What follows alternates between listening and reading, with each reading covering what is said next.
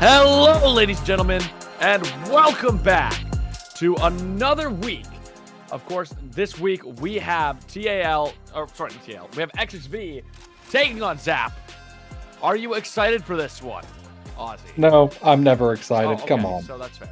Yeah, of course, unless it's a banger like WEBLG or T1 versus Gen G, I don't get excited. I'm just kidding. I'm excited to be here. Thanks for having me this week for Titan Ascendant, I think it's called. Yes. Something. It's got an A, okay? It's got an A, all right? I'm just your resident immortal caster. I'm just your resident immortal color caster, okay? So I don't really venture that far outside of immortal, except I also cast AML, which are the same exact elo. But regardless, outside of like M600/1200 now for Titan Immortal, I don't really get around all that much that often anymore. But I'm glad to be joined here today by Romeo, and excited to get some casting done. Now, both of these teams have opposing records, although game score wise, ultimately one team got 1-2'd and the other 2-1. Of course, XSV Neon 1-0 from week number 1, and Zafa and Pals 0-1 as well. Now, to give some insight for both of these teams, if you were unable to catch their game, which, let's be honest, you probably did not catch their games because it was not streamed. So, just to give you a fill in here, Zafa and Pals, Zafa looks like a really strong AD carry, and for XSV, kind of felt like Akuma X Fluke, because I did face Akuma last. Definitely had the one-up on Heppo as the mid laner. So this series could prove to be a little bit challenging for XSV Neon, even though they did come out 1-0, because unfortunately, again, stats don't lie, and I hate to say it, okay? I'm not biased here, just simply reading, because I didn't get to watch the games myself. But Heppo definitely seemed to be like a weak member of XSV, and that could be exploitable here for Zafa and Pals, especially if they can get Zafa going today. Yeah, I think this should be really interesting on whether or not Zafa does get going, because of course, I mean, one, the team's named after him, right? Like you put a lot of energy. You put a lot of energy when you're in a team that's named after you. But on top of that, like, XXV as an org has been something that I think has just been on the rise across most leagues, and most of their teams are doing really, really well. There's almost like momentum inside the org itself to be winning some of these games and taking some of the top spots in these leagues. So I do think we'll have a banger on our hand. But that said, do you think this series is going to go the distance? Like, do you think we're going to game 3 today? I think so, considering both teams did go the distance already last week. I think it's very easy. Now, there could just be like an insane improvement from last week to this week based off scrims or a VOD review or whatnot, or maybe just how a player's feeling today. Who knows? But I'm going to predict that we are going to at least get a 3-game series because, first of all, if you know me, I usually get games that go the distance, although thankfully my Immortal cast was an hour and 30 minutes, so pretty easy. Oh, nice. Little quick 2-0 there, but usually I go 3 games or the max games required. Unfortunately, or fortunately, I like watching the game, so it's a fortunate thing for me, but I guess unfortunate for my vocal cords. So, regardless, I do think today's going to go 2-1. Still going to give it to Neon, even though I think Zafa has potential here. I think because Neon were able to show last week that even though Heppo was underperforming, and even in one of their wins, Heppo was 0-5 on Ahri, they still came out to win that. So if that is possible, right, if they can get through that, and then Heppo, of course, I don't want to judge Heppo by one week of games. Maybe that was just an off week for Heppo, right? Maybe Heppo is a great player, and we'll see that today. We'll have the Heppo pop off, and then XFC Neon are just happily walking their way to victory. I know a lot of people in chat are rooting to see some more Zohair and Acadius. I'm seeing those names pop up a lot in chat. If I remember, I've seen a lot of talk with Zohair, and I think I was doing the top 10 plays last week, and I'm pretty sure there was something with a Zohair in it. I don't remember if it made the list, but I know there was something with Zohair in it in one of those plays. I'm a jungler. I love watching junglers. So definitely had a phenomenal performance on the Zahen last week. So that could be. I think it was the Zahen. There was like a triple kill I on the Zahen. also know Zaher as well. Phenomenal Zahen jungle player in general.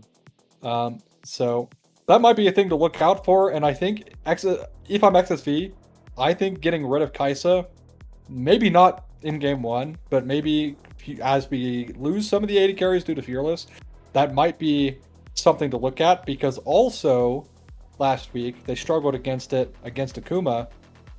So I would really like to see them just completely get rid of the Kaisa. Zafa had an excellent performance in that win as well last week against... God, I wish I wrote down who they played against, because I can't necessarily remember off the top of my head. I'll go find that information before we get into the game and break it down for you guys. But Zafa also had a pretty, like 13-1 on the Kaisa, so I'm a little worried for that. Yeah. I remember seeing that stat line be kind of insane. We are getting our first bans through, though. Skarner, Nunu, and Anivia are going to be banned away for Zafa and Pals. On XXV, Neon, Lee Sin, Mel, and Jace all going to be taken off the table as we get ready for our first pick. I got a question for you. You seem like a very... There's the Zahen for Zohair. I just... Immediately. Yep. But I wanted to ask you. You cast a lot of high elo. You seem like a very knowledgeable color caster. How big of a difference do you think red side is to blue side this season? Well, it depends. Side select has made that kind of skewed to look at, because, of course, that exists. Of course, things I'm casting don't necessarily have that, but it is ingrained in my brain. But I really think it's kind of split. I think this is the most even I think we've seen in a long time in terms of disparity in win rate towards both sides, if you're using the traditional drafting method with no side selection. That being said, I think if you are using side selection, that gets even more even. So it's nice to see red side finally not super negative, like 5% win rate below blue side every game. And it's nice to see teams are genuinely opting to stay on red side basically every game if they're comfortable with it. And of course, there's the Kaisa I talked about. We'll see if XSV Neon's bot lane can handle the Kaisa Nautilus with the Ashe Seraphine. It is pretty impressive on the Kaisa early, but all it takes is one Nautilus hook, and either one of them are going to die. It's interesting that this draft feels so, like XSV has such like a solid draft in general. Like you have Ashe and Seraphine, which a lot of people are calling the strongest bot lane this season. You have Xin Zhao, which is one of the best jungler pairings with that bot lane. And then on the other side, you just have a draft that looks like just a great draft for Zafa, right? Like you're saying, that Kaisa is incredible. That Zahen is incredible. Nautilus is going to be a great pairing with Kaisa. It's such a, like, this is such a good draft for what Zap is comfortable with versus XSV, which has a draft that every team wants to play. Yeah. I mean, most interestingly here enough for me is this is a little bit of like Fearless metagame, because Fearless still technically new if you're looking at like the entire history of League of Legends drafting and how draft theory works, but using basically what I would consider maybe two of their top picks in one game, that could come back to bite them in the future games, right? Actually, it's going to be the Vayne top lane locked in here into the Cassante. I am curious if XSV Neon could flex this mid, because we have seen that come up quite a bit in higher elo games where they draft Vayne into your like tank top laner who could struggle into it, but then you just simply flex your tank top laner mid and then put something that really bullies the Vayne, so you get no value out of the pick. No, they don't do it. With the Rise, I don't think that's going to happen. Interesting to choose Rise though into the Sylas, because Sylas already gets a lot of good ults, and the roam potential here on a bot lane, where there is so much kill threat, I think is not necessarily the best choice from XSV Neon.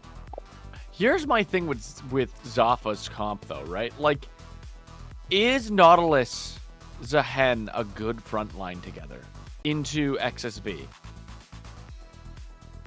I think they can, because I think Sylas also being supplementary, especially because he can steal Crescent Guard, like that is so hard. Like so hard to break through in general. Like even on Zen, right? Like Crescent Guard is hard to get through. But on something like Sylas, who has even more kill threat onto backliners, their comfortability to walk into that Crescent Guard to actually kill Sylas is much less than something like Zen, who realistically, right, like Zen still has decent kill threat, but compared to something like Sylas, I think they can get away with it this game. Although my question mark for Zap's comp in general is the Vayne. I feel like they don't need it. They Yeah. have just so much damage. Like, even if this was a bruiser, like let's say you want to play Aatrox or something, I think it's fine. But picking Vayne here, I feel like A is a wasted Vayne pick, because usually when you're playing Vayne, you're playing more utility like a mage in mid or something, instead of something like Sylas. Right? You're playing more utility elsewhere to get the value out of the Vayne. But this game feels kind of like there's no need for it because you have so much upfront damage. But we'll see if it turns out in their favor regardless of our thoughts, as we're onto the Rift now. Yes, we are on the Rift. I 100% will say I agree with you. The Vayne pick here, it's either going to flourish or it's going to get absolutely demolished. It's a Goldilocks zone pick, right? It's either something that's just going to be completely ruined in this game or it's going to pop off. It's got that chance to get a lot of resources. It's one of those picks where it makes me question, as a lower elo League player, what I know about League, almost seeing a pick like this. Because, like, a piece of me is like, this is such a good pick for lane. I'm terrified of what it means to their comp later in the game, because I feel like I agree with you. A different bruiser going into this Cassante might be a harder matchup, but it just benefits your team so much more as a composition.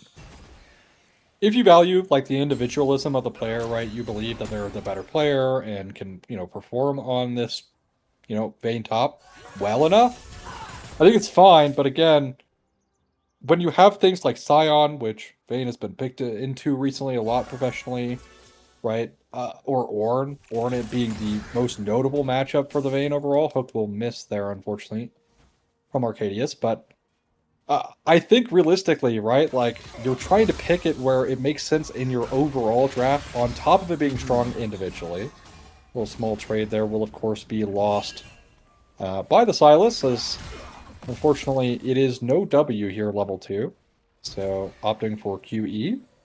But this is the Sylas gameplay. You trade your life for CS and try and trade as best as you can until about level 5, and then you can really start turning things around. Is no -1. Nice hook, actually.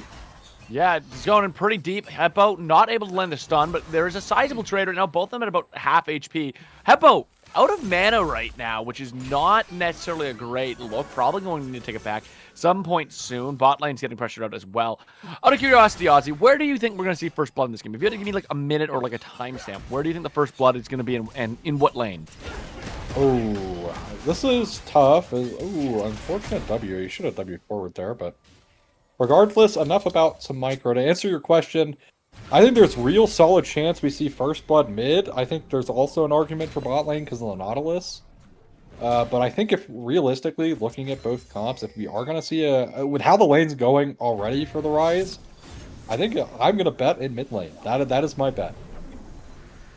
We're thinking of mid lane. I funny enough think there's a good chance that it's coming from this bot lane in like the 4-minute mark, just because I think there's a lot of gank potential for both these bot sides. But it does look like Zahan's already going to be taking it back, and Xin, I mean, they're pushed in, so you might be right. It could very well come to this mid lane.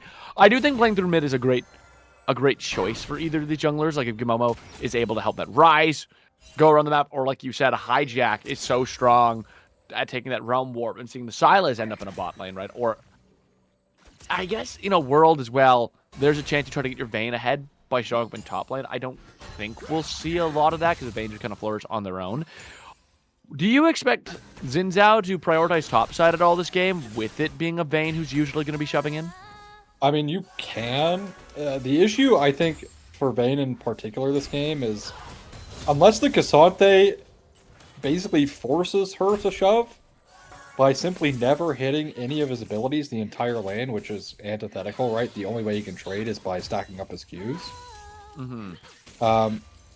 Vayne, in theory, gets shoved in because she actually has no wave clear, right? Like, that's one of the downsides, and the way she usually gets shoved is by fighting you. Well, something like, for instance, the Cassante, who has to utilize his abilities to even have a chance in the trades on the wave, just naturally gets shoved, and now we kind of see the swing back out as the reset from the tower came through, as the wave crashed there from Blast. But now, if Blast is, patient and plays the wave state correctly, this is when Vayne is susceptible.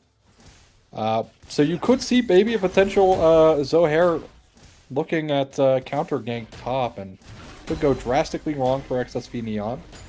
But I guess if it were going to go wrong anywhere, for the Cassante is probably the best place for it to happen, as you're not really necessarily looking for Cassante to win lane or even win out the game for you this game. Yeah, Vayne looking to go in. Does get hit with the all out. Is kind of playing in the face. Does land a stun though. Can they finish the job? There's gonna be the flash forward. Cassante can find the kill. The ghost away, able to roll out of that with the tumble. Vayne on the edge of her health bar. Blast trying to finish the job, running into the enemy jungle right now. Both junglers on the bot side. The dragon being taken out to the screen. Vayne gonna live, but at what cost? Well, the Vayne tries to all in there, and it's actually won by Blast, and this is the downside of no item Vayne. You don't really do a whole lot of damage, and all out gives you so much base damage. And in the midst of this, bot lane resets coming in from Zap means they're going to lose first dragon, but that's to be expected. They don't necessarily get prio that easily. Same for mid for a while. Ryze usually does get the priority in the lane, thanks to his wave clear. And we actually saw like Heppo burning a lot of mana before his first back even to try and get lane priority. So XSV Neon will pick up their first Drake of the series, which I think is honestly great for them because I think realistically fighting in the mid game will be their nightmare. I think this mid game spike for Zap is going to absolutely pop off. So getting an early Drake buys them so much cooldown time. There's going to be an invade here, though, by Zahen. Zohair are going to be looking. It seems like Gamomo points it out, but doesn't notice the Nautilus on the side. The Dredge line going to land, and now Gamomo is going to rock in a hard place. A level down, doesn't have that ultimate. Here it comes. The Grim Deliverance going to find first blood here on the Xin Zhao. Xin Zhao even tried to flash away from that. Got the flash from Zohair out. It's a huge invade, and it's a very well-timed rotation from Zohair and Arcadius. How often do you actually see junglers getting first blooded? In fact, how often do you see one jungler get first blooded at almost 7 minutes where he doesn't have ult? And that's the downside of doing Drake as early as you did, right? Is you fall behind in terms of XP tempo, right? Like, so you're just naturally down XP. And had Jimumu here actually had the ultimate, there's no way he dies. There's genuinely just no way he dies. He's able to separate himself from the Zahen initially, which would have at least forced Zahen's flash to try and get on top of them. He should have been able to escape, but nice catch out there and fantastic roam by Arcadius, finding that play and finding the timer on Jimumu's red buff there to convert for first blood. I think one of the nice things about playing this matchup in the bot side, and you can correct me if I'm wrong, is how does Ashe and Seraphine really get an all-in under that turret? I feel like the damage numbers of those two champions early in this game are kind of non-existent when Gamomo's not there. Well, trap being laid here. That's about, he's about to walk into it. Yeah, the counter invade. There's going to be the jump out of the bush. Of course, there is no flash. The realm warp going to come out as well from Ryze. There's nowhere Zohair can go. That's going to cost him both his life and his red buff. It's even Heppo who picks up the kill. Arguably the best case scenario in that play. Yeah, really well played there. Is also to talk more about this top lane. His final hour is popped, so I'll hold that thought. Yeah, they are currently using that final hour to try and finish off Cassante. They get too close. The all-in's there, and I'm Blast able to take down Binoya. Well, what I was going to say, well... line in forward, the tower shot are landing. Brain hits the encore. Brain's already taking so much damage off tower shots. There's his bloody. Oh no, Momo's in the bush nearby. Arcadius looking to go in. There's going to be the killer instinct. But with Momo in the bush, the crescent guard is popped. No one going to go down, but Momo, right place, right time to prevent his team from falling. Yeah, good stuff. And honestly, that kind of got away there, maybe a little bit off too easily, even. Because that was a bait. Very well played, actually, by XSV Neon's bot lane. Brain just like hanging just around the very max range of the Nautilus hook. Try and bait that in, and hope it's flash off of the bot laners here of Zap, even though they did have to trade both of Ashe's summoners in that trade. So definitely not that great, but talking about the top lane matchup, right? This should be much more in the way towards Vayne, but every time we've kind of seen both all-ins attempted here, is the Vayne walks too far forward and gets max range all outed by the Cassante, right? Like, in theory, you should never be in range for that. You have 550 range, and all out is not 550. 525? She's 550. Anyways, regardless. Yeah. I think on top of that, too, like the first time you can make She's the argument, 525. Blast had to flash to get into that range, right? And now, the second time, Binoina was just right in Blast's face. No flash from either of them. So, Cassante was pulling that out without the gap close. Yeah. As, I'm just... A little turbulence here. Dredgeline going to find the Zinzao. Meanwhile, on the other side, Zahen able to get the pull with the dreaded return. And now, Gamomo on top of Arcadius. Brain is here. First step up is Mortality, who's trying to get a little bit of help with his team. Kaiser going to be able to land a pull. Maybe Kaiser tries to find their way in. Momo going to be able to take down Arcadius. Zahen, though, finds Momo. There's going to be the Grim Deliverance. A lot of damage coming out. Realm Warp going to try to get Heppo away. Heppo able to get away as there's going to be the Resurrect from the Zahen, who's still alive in this fight. Zafa there to try to help defend. Zafa trying to bolt over, but now Zafa stuck in a rough position, trying to frontline. They save Zahen's life, but they're going to be the ones who go down as Brain able to find the kill, and that's going to be a second dragon over to XSV. All right, last correction. It is 550. I don't know why I doubted myself. I made this champ, but regardless. Anyways, I don't know why, like, I thought she was 525 for some reason. Regardless, excellent play there coming through from XSV Neon.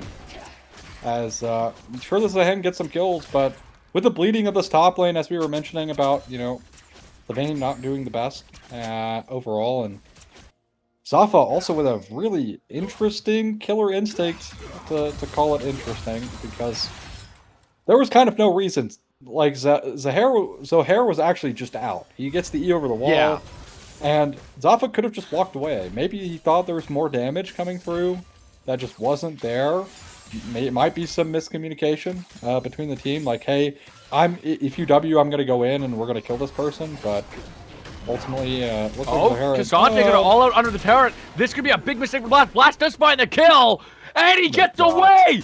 He gets away. I mean, oh, also, hold on. Big engagement now. Arcadius trying to get a return for the dragon, but Momo doing so much damage. Crescent guards. Zahen going to go ahead and use that Grim Deliverance, but Zin not in the range. Zahen immediately falls. It's basically a 4v1 from there. And Zafa on top floor, they don't have the damage really to turn anything in this fight. The slows are coming from the volleys. There's going to be the charm from the Encore. And he tries to get on top of Brain, but Brain just out of range. It's a 4-0. XSV are popping off in this match. Almost an unofficial ace there. Yeah. I mean, Vayne was going to go Storm Surge, now opting for the Fiend Hunter Bolt's first item. Now, I've seen a plethora of Vayne top builds, the Storm Razor, sorry, not Storm Surge. I get all these Storm items mixed up. It happens literally once a cast, guaranteed. Because you got Storm Raider Surge, you got Storm Surge, you got Storm Razor.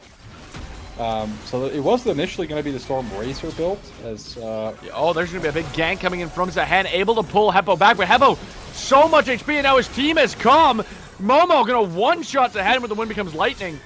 Arcadius first line back to the door, misses, and it's just a double kill. Brain going to pick up one, so is Gamomo. Topside, though, Vayne almost getting the kill. He finds the shutdown, goes down. It's a 3-1 Cassante, but the shutdown goes over. And maybe Benoina can start pulling his way back into this match. Yeah, so I know they ended up nerfing Hexplate, but they talk more about Vayne build. Usually it's like Hexplate into like an Essence Reaver kind of thing, because when you get maxed out your tumble, it's 2-second like cooldown, right? It's super short, but the downside for Vayne is she doesn't have a lot of mana, right? She doesn't have a lot of mana sustain. But Essence Reaver makes you queuing a positive. Like, you actually go positive in mana when you're utilizing Essence Reaver when you queue. Which makes it incredibly, like, hard to trade into. Which is why I'm curious as to, like, the decision-making about itemization here. I don't think you should be building Essence Reaver first. I think it's a better second item in top specifically. But even then, maybe the Storm Razor coming out would have definitely helped with the spacing issue that's been going on as well. That could have been a potential option that was also not opted for. And settling on the Fiend Hunter Bolt Spot does give you more all-in potential because you'll have Final Hour up more often, and you get, of course, the buff when you are utilizing your ult for your first 3 auto attacks. Is that really going to turn the tide here? Of course, when you are able to freely trade, you will win it pretty easily. Blast now forced to recall there and teleport back to top, but regardless, we'll see if this starts to look towards the Vayne. Also, not really a fan of going the Berserker Greaves this game. I think this should be played as Steel Caps in my mind, but disagrees with me, and that's okay. I think later game, the Berserker Greaves could be useful. I'm trying to figure out what Benoina, and maybe you can explain this to me. What do you think Benoina's role is going to be later in this game? Like, are we going to be seeing Benoina group for team fights, or is it I'm going to be Vayne in the side lane and try to ruin any one you send for me and go for a bit of a split push with how far their team's currently down to XSV? Like, what do you think Benoina's role is going to be as we start moving into the 16 to 20 minute mark? Funnily enough, I went to lunch with my friend today, and we were actually talking about, like, the strengths of Vayne top, like, why people are picking it. Vayne, historically, one of the best 1v1 champs in the entire game when she presses ult.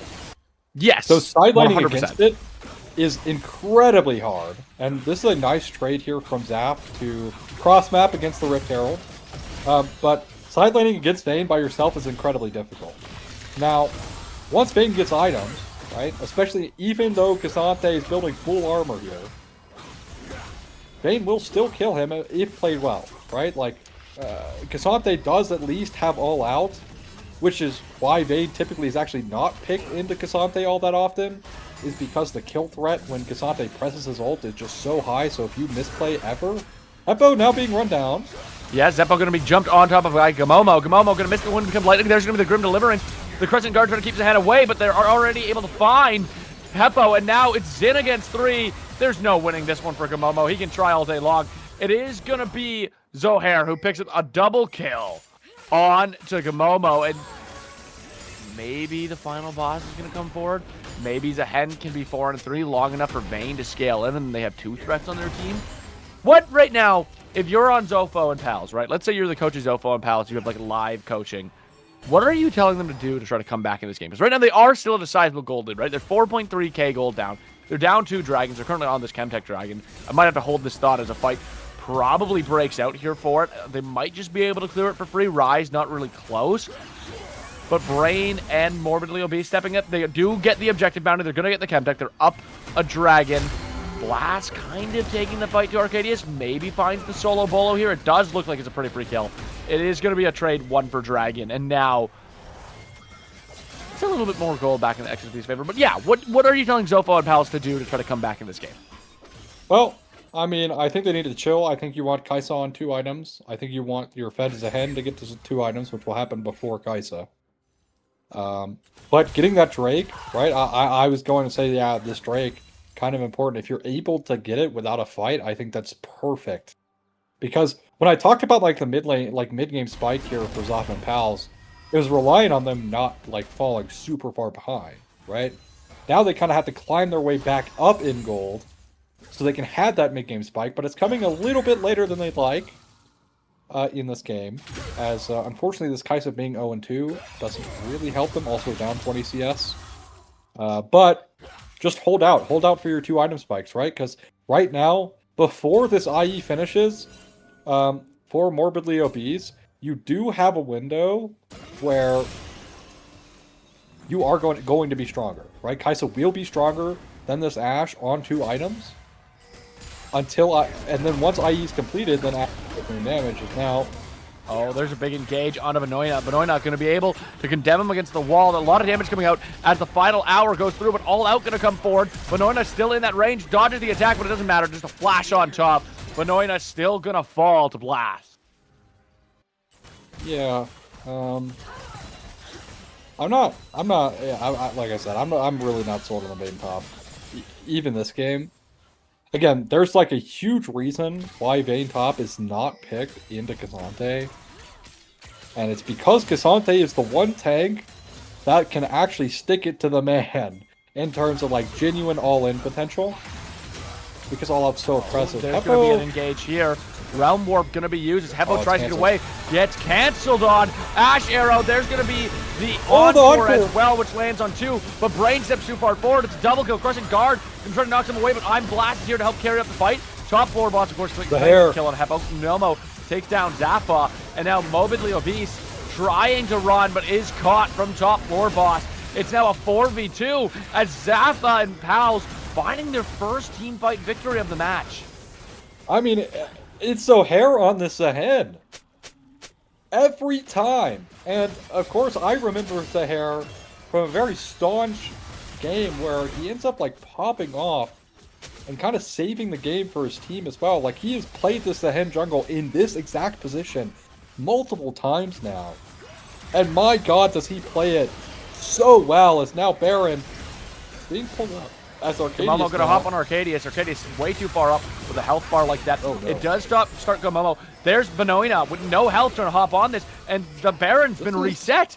They all jumped off Baron to try to go for Gamomo, and because of that, Benoina and Zahen not able to finish it. Baron going to be wasted here, and all that time after that team fight, you get nothing for it. Well, that was pretty... I'd say that Baron pull is incredibly greedy. Sure, you have Vayne. Oh my god! Oh, what a crystal arrow! And it means the back going to be stopped from top floor boss. Oh, that was beautiful. That was an incredible arrow. That was blind. That was completely blind. The Scryer's Orb didn't get placed until after the arrow hit. So, oh my god, what an arrow. We're gonna get a replay of this. Look at this. Yeah, it uses Hawk Shot, the wrong area. Maybe a Hawk Shot comes through. No, it's just completely blind. That is disgusting, by the way. That's insane. Jesus Christ, and this should just be Baron now for XSV Neon, despite their mistake being punished in the jungle. And yeah, there's just no answer. That completely seals the deal on this Baron. Zafa and Pals overstep on this Baron play, overestimate their damage ability, thanks because of having this Vayne. Like, that's a really big factor. They're like, yeah, we got Vayne, we can burn this objective, but not really. This Vayne, if you press tab, this Vayne basically has no items when it comes to dealing Baron damage. It's now trap laid around the blue buff, but they're going to find literally no one. I'm a little scared right now for Zafa and Palace. They're setting up this trap, but like XSV is just going to run down your mid lane. Neon is on the march. Cassante's in your top lane. They're now trying to make this collapse, but they don't have Vayne close enough with them. Vayne has that TP, maybe, but so does Cassante.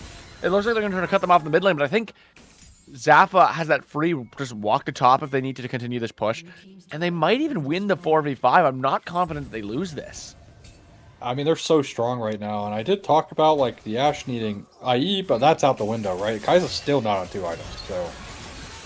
I think this one's sealed. They've fallen back for Dragon right now. I get that this Chemtech Soul could be a win con for you, but you do need to survive the Baron push. First inhib gonna fall, the second inhib going to be exposed real shortly here, as all 5 members of XXV are gonna march into their base. They've taken a very ballsy play going for that Dragon. They do miss the Crystal Arrow. XSV has missed the Crystal Arrow. There could be a chance for an engage. Of course, Encore still available for them. They've taken that T3 turret. And the dance has begun, right?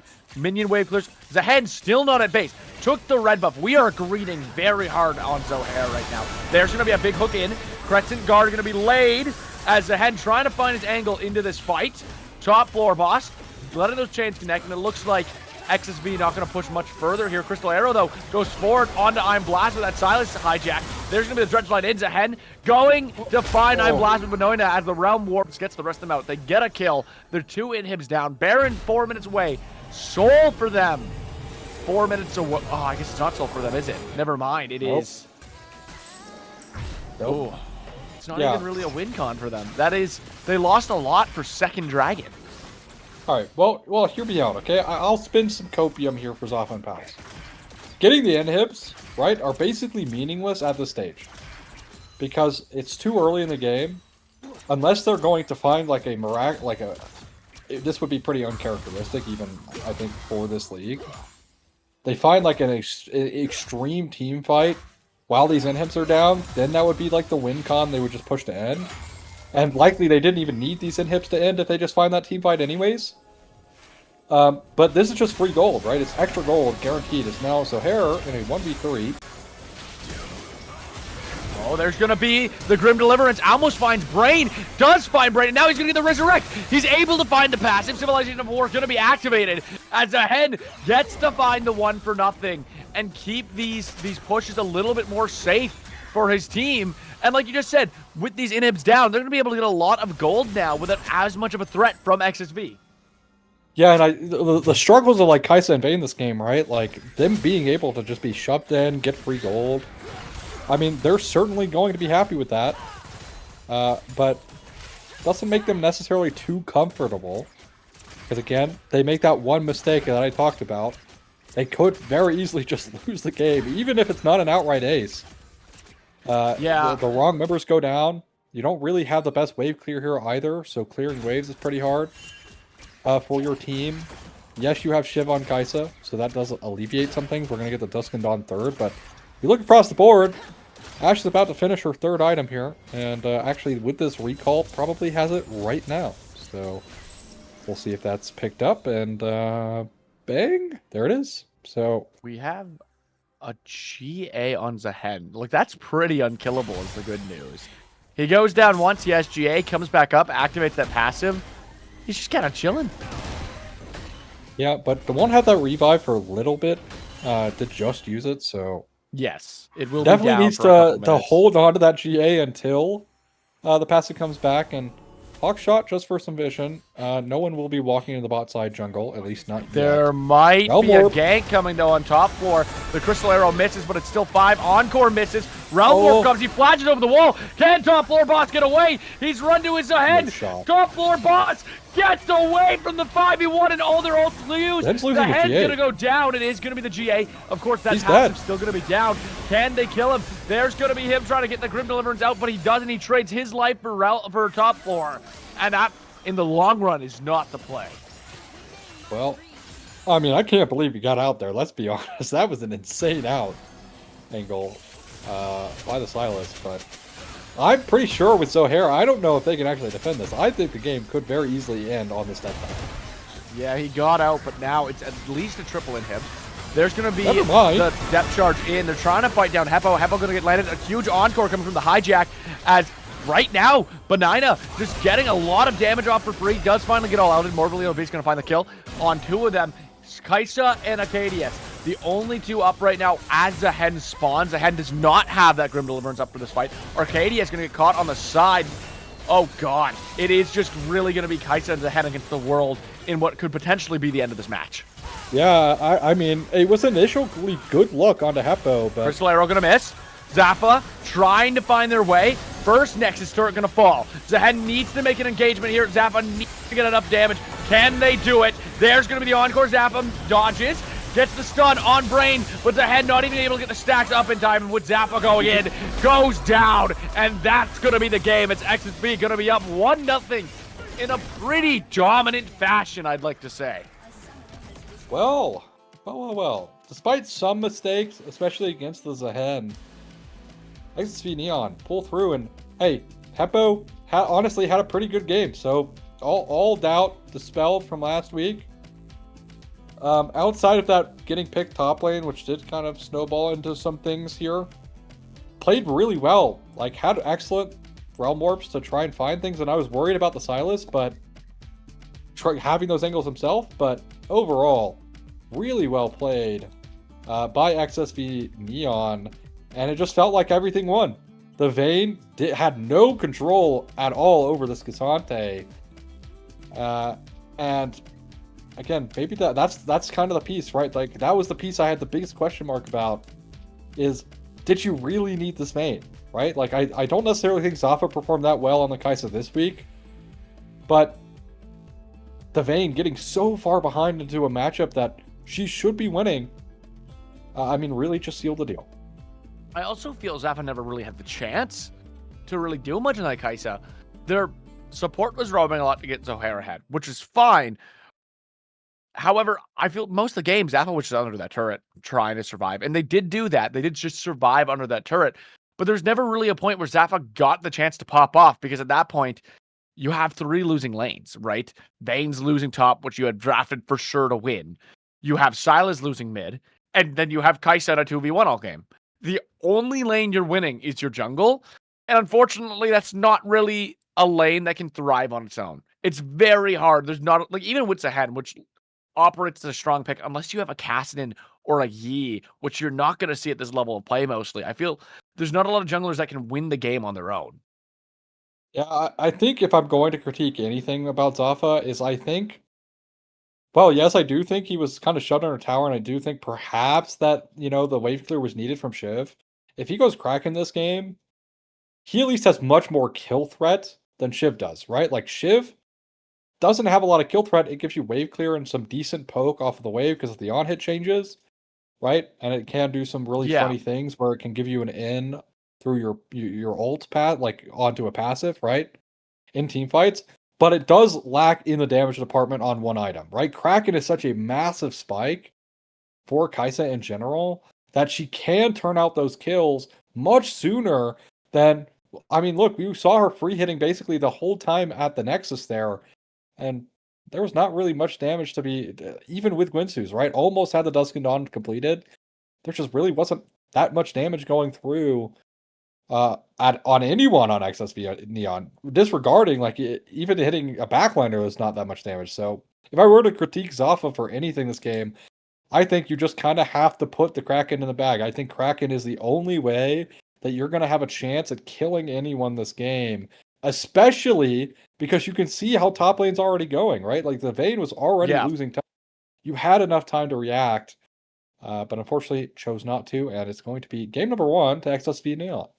Yes, it is going to be game number 1 to XSV Neon. Before we go to an intermission, I got one last question for you, Ozzy, and that is, what do you think or want to see out of Zafa and Pals to try and get a game 2? What do you think they need to do? What do you think they need to change in their draft? What do you want to see different? I think, I mean, again, I just think they need cohesion. I didn't see the need for Vayne, right? Like, I thought that was the biggest question mark. Like, they had such a decent draft overall. Clear identity, too. Like, yeah, we're going to dive you, right? The Sylas was there as well for the dive. Vayne, first of all, doesn't really dive. Second of all, she's kind of hard to teamfight with in competitive play because it's much easier to track her. She's usually played best in the 1v1 scenarios. But you're picking Vayne top when you need the damage, right? When you have utility elsewhere. But they didn't have that. They need to be on the same page with their drafts. And picking Vayne randomly when you already have Kai'Sa, Sylas, and Zahen, all for damage. Also, I guess some pseudo frontline between the Sylas and Zahen, right? Like, they provide that. But the utility for those champs, not that great. Even though Sylas could have stole the Encore or the Enchanted Crystal Arrow, he doesn't get to do that all the time, right? Like, and the chances he gets to find a big ult is oftentimes much less than the Seraphine does, because they just are different champs, right? They can play differently. It was a very rough angle trying to find any engagements in that game. I fully agree with you that the Vayne pick, I do think they have such a better chance. And now they've thrown away some of their best picks going into this next draft. So knowing that the only way we get to see what happens is, of course, by going to a short intermission. We're going to go ahead and go to an intermission and see what happens in this game 2 between XSV. Will they be able to find a 2-0 in what might be shocking faction? Or does Zafa and Palace have some unique picks and a more interesting team comp coming up under their skin to try and get a win back over XSV? If you want to find out, we're going to go to a short break. Don't go anywhere.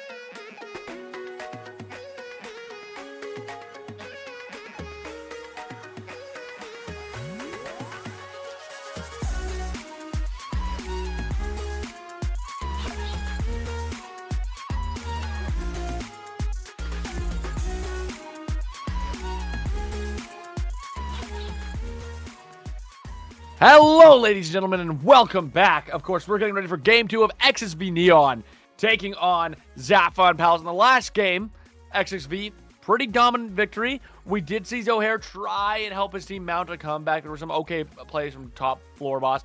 But overall, I mean, there was just so much working well from XSV as a team as a whole. And of course, we have to mention, especially because chat was going wild for this, I'm Blast beating ranged top lane Vayne. Just beating the hell out of them. I mean, again, there's a reason why you need to be an incredible Vayne player against Kazante to pull it off in the first place. But there's also a reason why 9 times out of 10 Vayne is just not picked in Kazante. Usually it's Rumble or something like that. Like, it's because the necessary execution in terms of skill is so much higher than picking in a Scion or Ornn, mostly Ornn, like I mentioned in that game. But with Kazante, you don't have that. You make one misstep, you get ever Q3 back, or you get ulted. Your chances of getting out of that play alive, unless you're fed, very low. And that's exactly what happened last game. I'm Blast definitely having an excellent performance on Kazante all throughout the game, even despite the Vayne matchup. Into the Vayne matchup as well, and also later on in the fights. But Zohair, for sure, the highlight for Zafa and Pals, although not able to pull it out there. Again, it just kind of felt like no one on that team was getting going, which was the downside. And I was very disappointed by Top Floor Boss by not really utilizing the Silas roams. I thought the Ashe Seraphine were very susceptible this game. Through majority of the stages, especially you just yoink a Realm Warp, you Realm Warp behind them because they're going to have prio into Kaisa. But that never came through. No, they never left Kaisa's tower, to be fair. That entire time, they were pushed up. It's why they took first turret so quickly. Like, they had never left the enemy tower, and they were never punished for it, which is a little shocking. First pick, though, going to come through. It's going to be that Anivia, most likely for Heppo, I suppose. It could be Flex. What are we feeling with this first pick, Anivia? Should be Heppo. Heppo played it last week. I think it was actually his best champion showcase of the games last week. And of course, kind of stuck it to the man to my take about, definitely being the weakest of XSV Neon's team last week. Showing up on the rise just fine. So we'll see if that stands true here for the Anivia with the Sejuani Yone lock-in here. Does seem like Top Floor Boss opting for a lot of these melee mid. Although, of course, this could be flex top for that Yone. And Varus, who did get pretty massively nerfed on this patch, specifically aimed at his poke variant, does still end up hurting all forms of Varus because, again, Q damage still necessary on all of them, but definitely hitting the poke for sure. And with this Thresh lockup, I would imagine this is going to be on hit because you don't really typically need the escape from your support when you're playing poke. You have the natural range, so... Do you think we're going to be seeing more of an all-in version then? Like a kind of an explosive version, especially off the back of Anivia Thresh for this Varus? Is that what we're expecting more for the build to go towards? I don't think so. I think they're just going to play standard front to back. Let the Sedge Yone come to them. Just play the on-hit variant. I think this is a decent on-hit variant game. Especially playing into Sivir, something that's super underutilized in the Sivir is the on-hit variant. Because majority of your damage comes from your auto attacks and not your abilities that she can spell shield, right? So I think if I'm going to be morbidly obese this game, I'm looking at on-hit saying, hey, I want to play on-hit this game.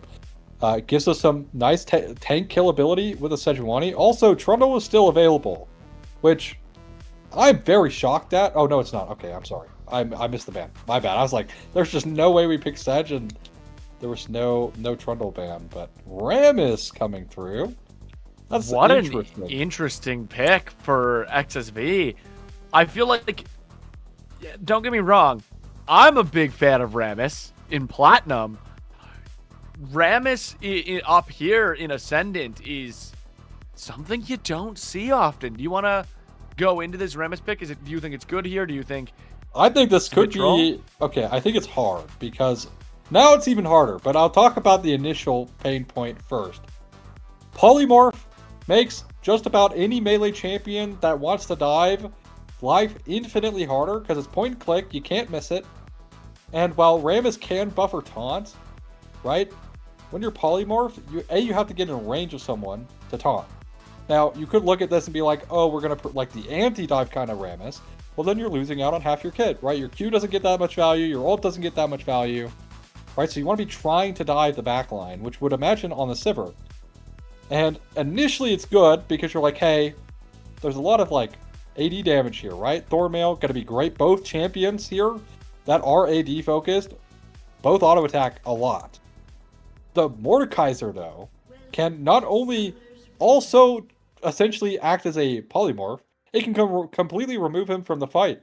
So even if Rammus wants to go in and taunt somebody up, if this Mordekaiser just ults him and taunts the Mordekaiser, who cares? That's winning fight because that is their biggest frontline threat to deal with. That said, do you think Gnar gets accelerated if Mord is in these fights ulting the Rammus? And I only ask this because there's a conversation that happened on my cast on Friday where we were talking about how Mord is a great champion, but if Mord ults someone out of the fight, sometimes you lose the front line, right?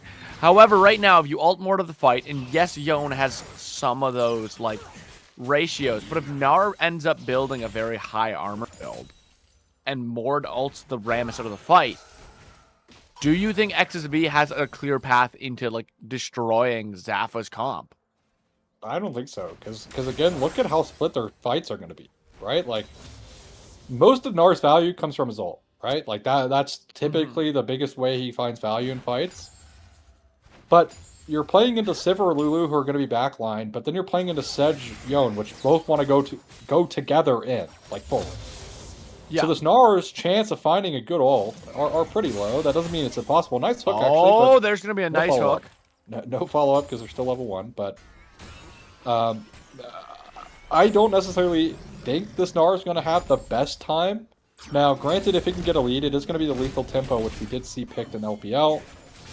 To get through. Nice, actually, play Oh, that's going to be another nice hook. They're trying to get a lot of damage. Zafa already going to be chucking half team on the top side. I'm Blast going in on this Mordekaiser. No longer big, but getting a lot of damage. However, there's the passive coming out, doing a lot of work. Is it going to be enough? It's not, as Blast flashes forward, and both Beniona and Gnar are going to lose their flashes, but Gnar going to get the kill. Meanwhile, here comes Rammus trying to save the Anivia. The egg passive going to keep Anivia alive just long enough. Nice and double now stun. In a double stun. Heppo finds top floor boss, and just like that, XSV already finding themselves in a similar position that we've seen top game.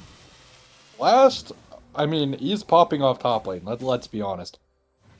Maybe, the Mord didn't see the lethal tempo, but that's where my eyes were, and now we're going to get a similar invade.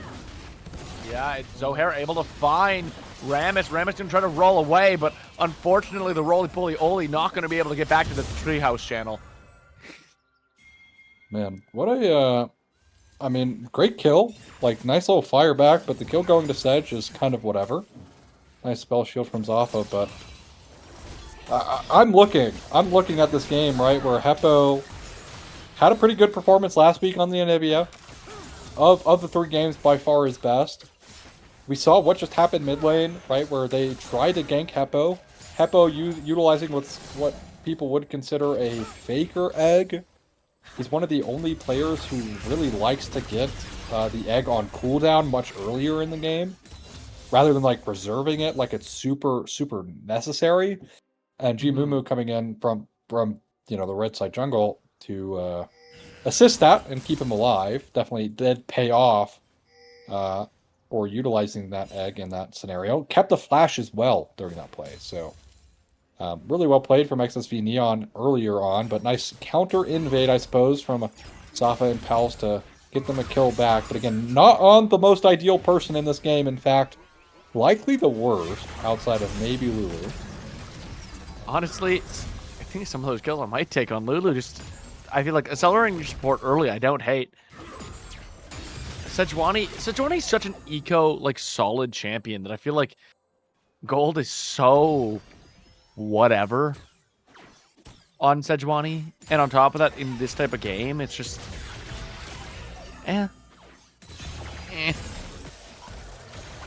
I mean, they messed up the tempo a bit. That's like the good news from it, right? Like Rammus tempo. It's Rammus. I feel like it's Rammus such... versus Sedge.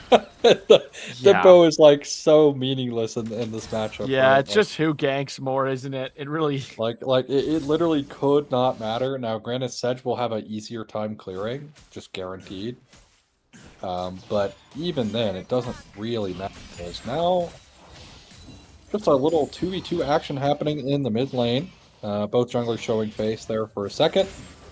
Will be Heppo getting help here from Jimumu to shove in the wave and reset.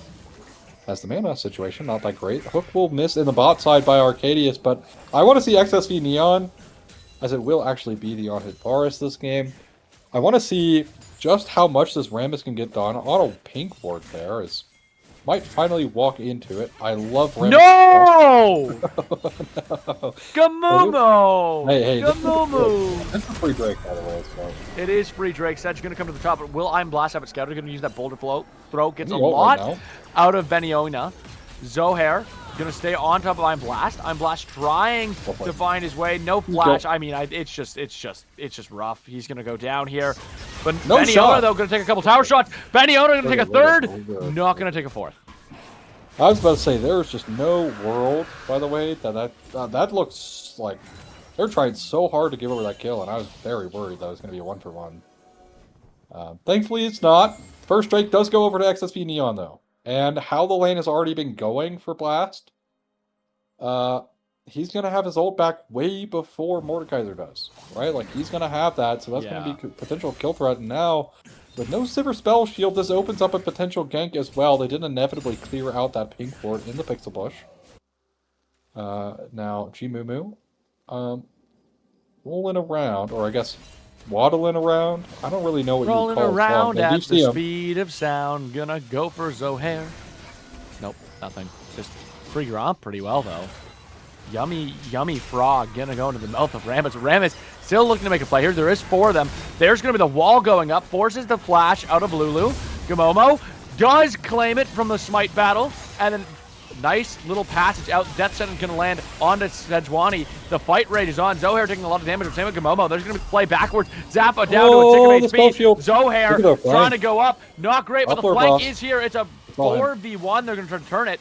Can they make it out of this? This could be huge. A big Fates and Seal will cause a quadruple kill. The Fates and Seal misses. They're still going to be able to find Morbidly Obese and Gamomo, but it could have been so much bigger. I mean, they really overstayed their welcome for that play. I think as soon as you get the Gromp, you need to just go. I don't know why they kept trying to force the issue. They used so much for that play as well. For nothing. Like, a Gromp for 2 kills is not worth it. 2 kills over to this Yone. On top of that, Heppo pretty low on mana, does have TP coming back soon. But nice trade, knocks him down to half HP. But just an excellent punish from Zafa and pals. Like, I thought top floor boss could have maybe had rotated a little bit sooner. Really greeted for getting the mid wave under tower. Right? Anivia was going to lose the CS anyways. Because of how long they were staying. And it could have been an opportunity for more, as you alluded to. But regardless, still goes positive. That's 2 kills for the Yone. That's now Blast. I'm Blast, gonna slam him against the wall. Is able to wallop him there and trying to hop away. Beniona still on top of I'm Blast. I'm Blast doesn't really have anywhere to go. Tries to flash away, but the Decimate flash going to go over to Beniona. And I'm Blast is blasted off like Team Rocket straight to the gray screen. Yeah, so the benefit of this Mordekaiser matchup into the Gnar is Mini Gnar is actually incredibly bad against Mordekaiser in ult specifically.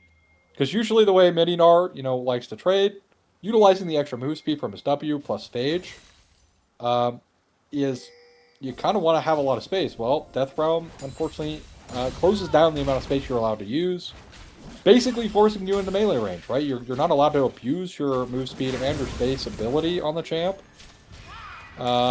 when you're in that ult, and unfortunately there for Blast, his Mini Gnar bar, or I guess his Mega Gnar bar, ran out as he got into the Death Realm, so it was basically pure Mini Gnar 1v1 against Mordekaiser, which is almost always losing in the ult.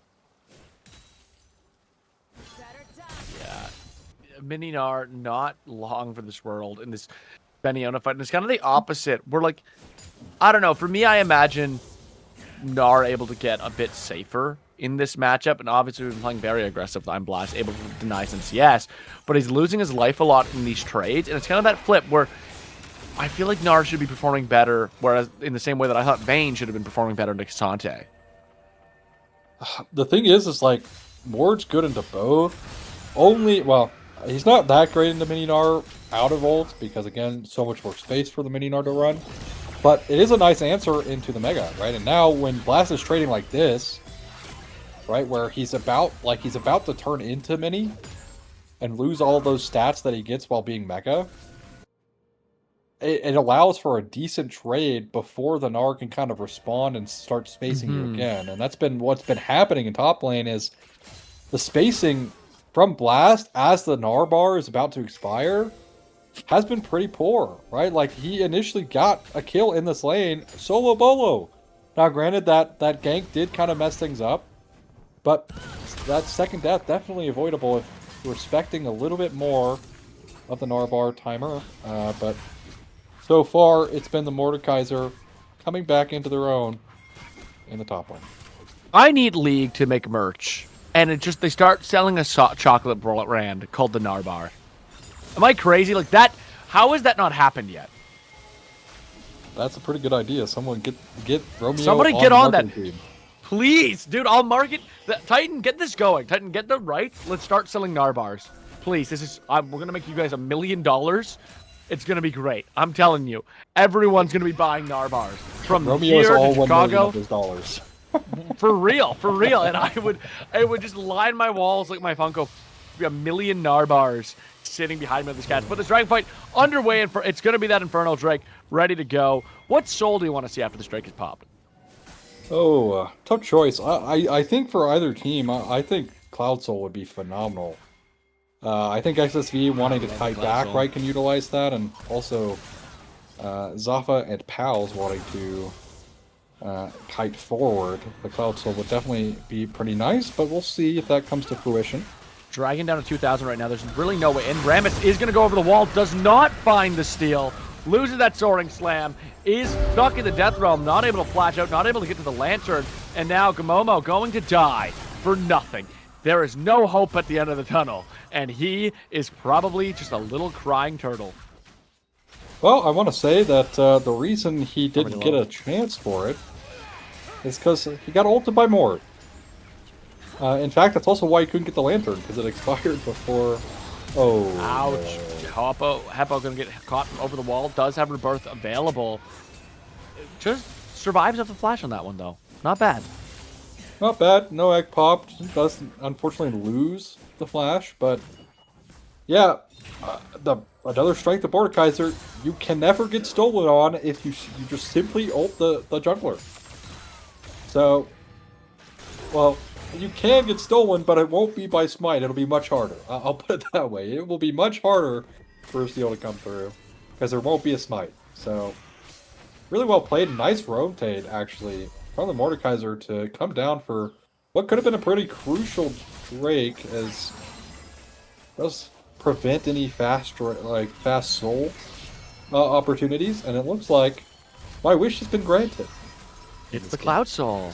It's the pretty blue dragon that is usually everyone's least favorite besides Chemtech. But in this game, you're right. There is so much work a Cloud Soul can put in for these teams, which makes stacking dragons even a little bit more crucial. And right now, despite what the kills would have you believe, this is a very, very even game. Yeah, pretty even. I think the biggest lead is actually this Mordekaiser right now. Yeah, it would look to be that Mordekaiser. Although the CS gap might demolish that a little bit, right? Like, Gnar 20 CS up and has that one kill. I mean, the biggest lead is probably Sejuani, but does that really count? Yeah, I'm gonna ignore that one, right? Like, I'm not really counting that as a lead, because Rammus is basically same items. Nice ult here from Blast, and he is finally starting to, like, wisen up a little bit, because, again, no ult there. Kind of, obviously he's not tracking the ult down to the second, because it just came up.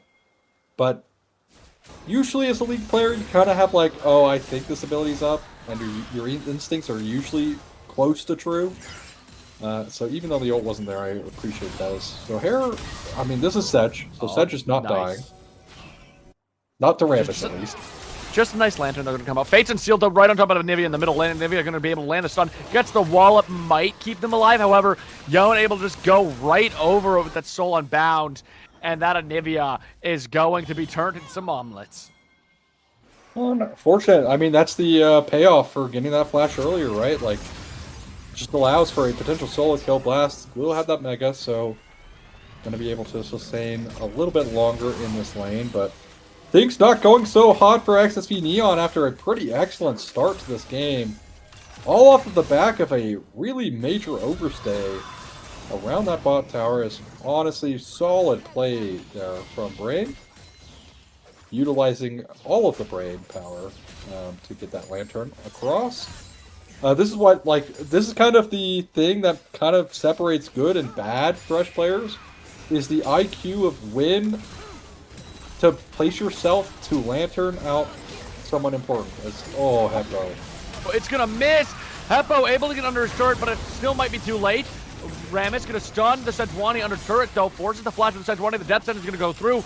Can Gamomo find the damage to finish the job? He does. Flash shutdown over to Gamomo. Now can he get out? Top 4 boss doing a lot of damage.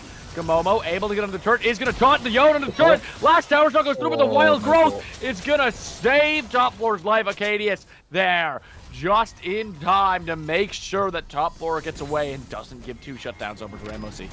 Yeah, that would have been, well, I mean, again, shutdowns going over to Rammus, definitely not the worst, but still not an ideal play. Trading 1 for 1 after investing the Sedge ult, not ideal, but regardless. Zafa and Pals, I mean, we look in the mid lane here, it's actually mid lane, right? 2k gold, this is the largest lead now, 4-1 from top 4 boss, as Heppo, I mean, can't even save the tower, right? Like, Heppo's just super uncomfortable walking forward to clear these waves, because one misstep, I mean, just seals the deal, right? So, yeah, we did just see that misstep happen in the middle of the lane, but Blast behind Benioma, and now the damage is going through. There's going to be the Mega Gnar, throws him into the back wall, and Gnar finally finding a win in that matchup, gets the shutdown. That's going to be a big gold swing for I'm Blast. Yeah, I mean, nice 585 gold in the pocket, although this is 3rd Drake of the game going away for Zafa and Pals. I don't think they can contest this. I think this would be... Whoa, well, never mind! Okay, I was about to say, there's no way this is going to happen. They just have too much damage. A little bit too late, but I appreciate the attempt. But Blast now understands. I don't know if you've seen, like, the Red Bull meme of the guy who shoots, like, basketballs, where he's like, I understand it now.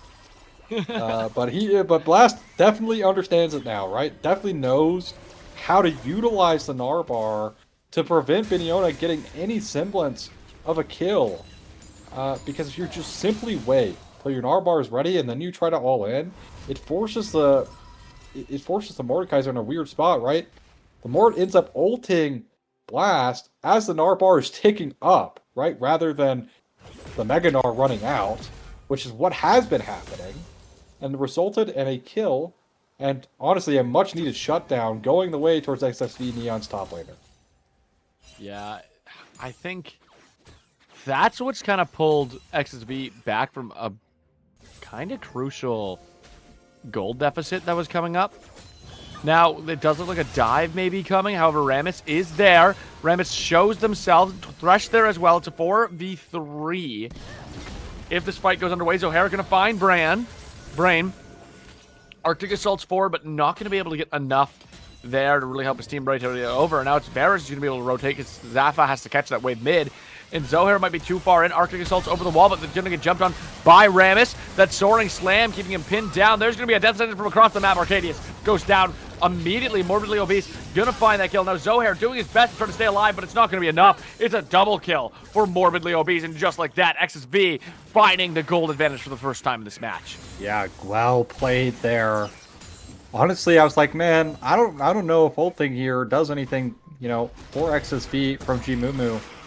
But I had failed to see Morbidly Obese because I was so locked in on what was happening in front of me and not paying attention to the minimap. El Caster moment right there. But well played overall from XSV Neon, and they'll be able to leverage this Rift Arrow for even more gold. So, nice little start of a comeback. Acknowledge how clean Brain's hook was there. That hook onto the Lulu, like max range hook through the entirety of Zap's team was kind of crazy. Yeah, I mean, very well played, right? Like, across the board also, like, leveraging the Chains of Corruption on the taunt as well. Just solid mechanical play coming out from XSV Neon, but they're not out of the woodworks yet. This Yone is still kind of going unanswered. Although, on the other side, kind of... Oh, actually... Brain gonna find a death sentence. Arcadia's trying to get the polymorphs off, but Morbidly Obese gonna rotate first. Zafa, slowly making their way over, is going to run forward on the hunt. Can he find a kill? It's a bit difficult here. He has freed Zohair from harm's way. The Wild Growth is gonna be away. Death sentence is gonna be used on a spell shield, which keeps Zafa alive. And just like that, the skirmish ends with Nar taking the bot tower off of finally winning these Beniona fights. And it looks a little rough for Beniona now. Yeah, Beniona does have 2 items. Nar still working on the second, but should have that very shortly, if not literally this recall, which I suspect is happening, thanks to that CS deficit that he's been able to build up between himself and the Mordekaiser, and there it is. So, Black Cleaver in the pocket here for Iron Blast. Now, I'm just going to say, by the way, if XSV Neon do come through and win, my MVP for the series is Blast. I think Blast has been playing phenomenally, even though started to not understand the Mordekaiser matchup. Definitely seems to have clicked after some play testing in this game. Also, Morbidly Obese now on this Varus in a pretty decent position to carry out this game. So I'm curious to see how this on-hit Varus is going to do against something like this 4-1 Yone, which has not really made an appearance yet in any later game fight. You know, we are working our way towards the late game now. 22 minutes in, as 35 seconds is this dragon spawn. Morbidly Obese clearing up mid-wave. You got some resets coming through, or channel, but won't actually come through. As I'm Blast setting up the Narbar as well for this. The Narbar getting set up here. Snap into it with a Narbar. I love it. Yeah, I think Yone is the big question mark right now, though, right? Yone, the most out of in this game. And Fates Unsealed is such a powerful tool at finding the enemy ADC. Baron going to be started up here, though. This is a bit of a risky Baron. They see Nar on the bottom of the map, but TP is up. All 5 members going to be together for this. The flash away there from the Mortal Steel hitting. And now they're forced to leave Baron, but they do burn a flash for it. It's the overtake in the river. Dragon's still up. XSV not going to be near that Dragon. They have to walk in to Zap to get anything, and it looks like they're going to keep teasing this Baron. They're saying, if you walk and try to get our turret, if you walk and try to get the Dragon, we're going to take this Baron. There's going to be the hook, though, but Beniona stuck, and then the taunt goes forward, stunned against the wall. He is able to ult the Brain, though. Brain is not going to be inky here as the flash over the wall. Brain going to go down. Beniona going to be next. However, the stun from Sedwani onto Heppo. Top floor finds the Varus, and now everything going wrong here. 3v3 left. Nar still up. I'm Blast picking everyone off with a triple kill. There's going to be the stun from Rammus. Rammus now going to be the next to fall most likely, but Heppo still alive. They're not going to be able to get Baron here, but they do ultimately win the fight. Blast looking a lot stronger for it, though. Oh my goodness. I thought Blast was about to just pentakill right there. Like, my god. So I actually want to point out something really interesting that happened there. Zafa and Pals actually see Blast TPing with Mega going, and they end up falling off of the Baron to delay some of the Mega, like the Mega Bar, right? And then they start pulling it again as the Mega Bar is starting to get to like the halfway mark to force Blast into a position where he has to utilize his ult. Kind of not that great. Doesn't end up netting it against Beniona, but unfortunately for XSV, they just don't have the damage to kill Beniona at all. Like, the Mordekaiser just stays alive for far too long. The Wild Growth coming in to clutch there to knock up a few members there, on top of add that additional health to keep him alive for just that extra bit longer Oh, So that recall bar's getting can't do channeled by anything. Yon in the bush. Oh. Is scouted from that Oracle lens. The taunt going to come through before he can dash away. Now he's trying to block that dash. Dash Nice goes forward to job. I'm Blast, but I'm Blast going to be able to just hop away. And now they're sitting there at the soul of Yon. Yon going to get punished for this. Takes a lot of damage. And then a shutdown goes to I'm Blast. Baron started here. No TP from I'm Blast. And with with Gamomo in the bottom lane, it's going to be hard to get there in time. Morbidly Obese, gonna get caught. Beniona puts him in the death realm. Doesn't get enough damage. It was one shot away, and Zohair on top of Heppo and Brain. Going in for this fight has been very risky. There's going to be the Sands coming through onto Zafa. Zafa shooting himself to death. Meanwhile, Beniona on top of Anivia's egg. Anivia going to be popped here. Now they're chasing down Arcadius. Can they find the kill of Arcadius? Gnar on a great split push right now. It's forcing the back out of Beniona. Can Gamomo catch Arcadius? I mean, surely the answer is yes here. It's just going to take some time, as that's going to be all that's left for Arcadius. He might try to save it, to be honest. For the There's Gnar, no maybe? taunt. Wait, where was the taunt? I'm so confused. Hey, we're stalling for Baron. We're doing the Overwatch method. True, we're doing the Overwatch method. Yeah, yes. And he gives it to Gnar. 7-3. It's staggered. Surely the stagger was worth it. Stagger. Okay, so let's break this down a little bit. Beniona actually has been playing the Lord fights, like in team fights, incredibly well. The amount of time stalled has been just absurd. Like, I don't know how Beniona's been able to live for as long as he has. Multiple fights in a row, mind you. It's genuinely disturbing. XSV Neon are just not able to kill this Mordekaiser, like, at all. In any meaningful amount of time. The excellent use of the Death Realm as well to buy even more time, and also pulling out some important members there. I think Morbidly Obese was trapped, and that's why we saw like the little pseudo 1v1 going on between the two. It's actually really hard to tell who's ulted in the skin for spectators, so that's unfortunate, but it is what it is. As again, this forest not having as much impact as I'd like to see, but at the same time, 80 carries typically in a 1v1 against Mordekaiser and the ults don't pair very well. As there is a trap. They're very patient about it, though. Jimumu not their target, and they pull off. I think one of the issues they're having though right now is I'm Blast is on that split push. That T2 turret's going to fall, and they're going to be able to stick on it. It does look like they might start trying to make their way to I'm Blast, but I don't think there's really an angle for it. He's able to just get it and get out, and he's very smart with it. There's lots of people who would go for an overcommit. No, but I'm Blast just going to TP over to that Baron, and now they have to walk into XSV. And this is huge. If you have to walk into XSV, you have to get past the Thresh. You have to get past the Rammus.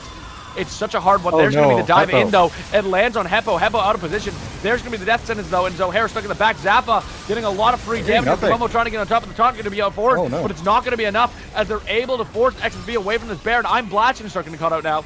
Not a lot of damage out of the 5 of Zappa and friends, and they're able to walk away, but now Zappa and pals starting that Baron. They have the choice. Do they back accept the Baron and go for the defense, or do they try to force them off of it? I mean, you have to just back here, right? Like, there's just no way. They're going to try. It's down to 3,000. There just goes the brain. And now, youch. Youch. Someone call Jesse Ventura because they need a body. I'm bewildered about what just happened. Flash just gets a tier 2 for free. And they decide to just rip Baron off of it for 0. How is that ever a Baron angle? Like, I'm genuinely curious. Like, that is just completely threw any momentum they had in this game going for them. Yeah. Like, I mean, I see the angle, but it was not executed how they were hoping. And now, Heppo just out of position again, gets hit for the 90th time with Glacial Prison, goes down. They do trade. I'm Blast able to find their ADC. Zappa does go down, and I'm Blast going to hop away on that one. It's 4v4 as Dragon spawns. There is no ADC up right now for Zappa and friends. There is no mage up right now for XSV. I'm Blast walking in through the jungle with his team. Rammus not on a lot of health right now. The wave going to be pushing for XSV. Can they find a winning fight here? Of course, that Yon very strong. That Gnar very strong. They're kind of the two to watch out for this fight. No, there's the Mortal Steel going. Fates Unsealed finds 2 of them. Brain's still going to live. Gmomo still going to live. Morbidly Obese and I'm Blast untouched right now. Narbar very little. Beniona in the back on the Rammus. They do get the Cloud Drape, but Rammus going to roll the hell out of their top 4 boss. Going to find Brain. Gnar going to find the Lulu. Staying on top of Zohair. However, Beniona forcing him to go down. There's going to be the stun. Mega Gnar trying to hop away, but he can't do it. Is Young going to be able to find the kill? The only survivor right now going to be G-Momo, who is out of there. Oh, I don't know if he's out. It is Cloud Soul against Sivarolt. Oh, on the hunt, on the hunt, on the hunt. Good night. Oh, if he simply had just stayed put. But, I mean, to be honest, I mean, XSV Neon, like, they just completely threw off that Baron. That's simply all it was. Like, that was a complete throw of any semblance of a way into this game. Now they're facing against Cloud Soul. This is a 5k lead for this Yone, by the way. I mean, it is tragic for XSV the good Neon. News, Yone can't get much stronger. The bad news, Yone can't get much stronger. Yeah. Needless to say, yes. And this Varus building towards Jax's show probably won't even finish it until the game's over. So, yeah, I mean, I don't know. That Baron still has me completely stun locked. That was a decision truly of all time. When the Baron hits you with the Ash Crystal arrow and you just don't know what to do. Wait, G-Momo gonna get caught in the Arctic Assault here. There's gonna be the Permafrost keeping him stunned up, standing over that Dark Passage, not letting G-Momo leave. On top of that, there is the Death Realm. I think G-Momo just dies here. He's gonna try to go over the wall. Roly-poly-oly. Small and short and round, and now it's going to be Zohair who gets caught. There's going to be the Chains of Corruption, but we're just using all of our abilities on tanks right now, and neither of them die. Yeah, except it favors Zafa and Pals, right? They genuinely get nothing. Oh, there's going to be a stun on Beniona. Damn, oh God. I'm Blast going to get caught. Does survive. Fates and Sealed not used there. Yeah, that's going to be Gnar bar as well, so there's going to be a period of time where it's mini Gnar. There's a stun. Heppo finally in a good position to do something. However, the rest of his team getting caught by the Fates Unsealed. And just like that, Morbidly Obese going to fall. Brain going to fall. Heppo in the backline trying to get away, but he's not going to be able to in the Arctic Assault. There's going to be the slow and the stun. Beniona there to follow up. Good night to Heppo, who's been really a nothing factor in this game. And they're just going to march through that mid lane and start picking apart that Nexus. I'm Blast doing his best he can to defend, but Gnar having all of your CS is not conditional to you winning this game. There's going to be the taunt on the top floor boss. They're trying to stall.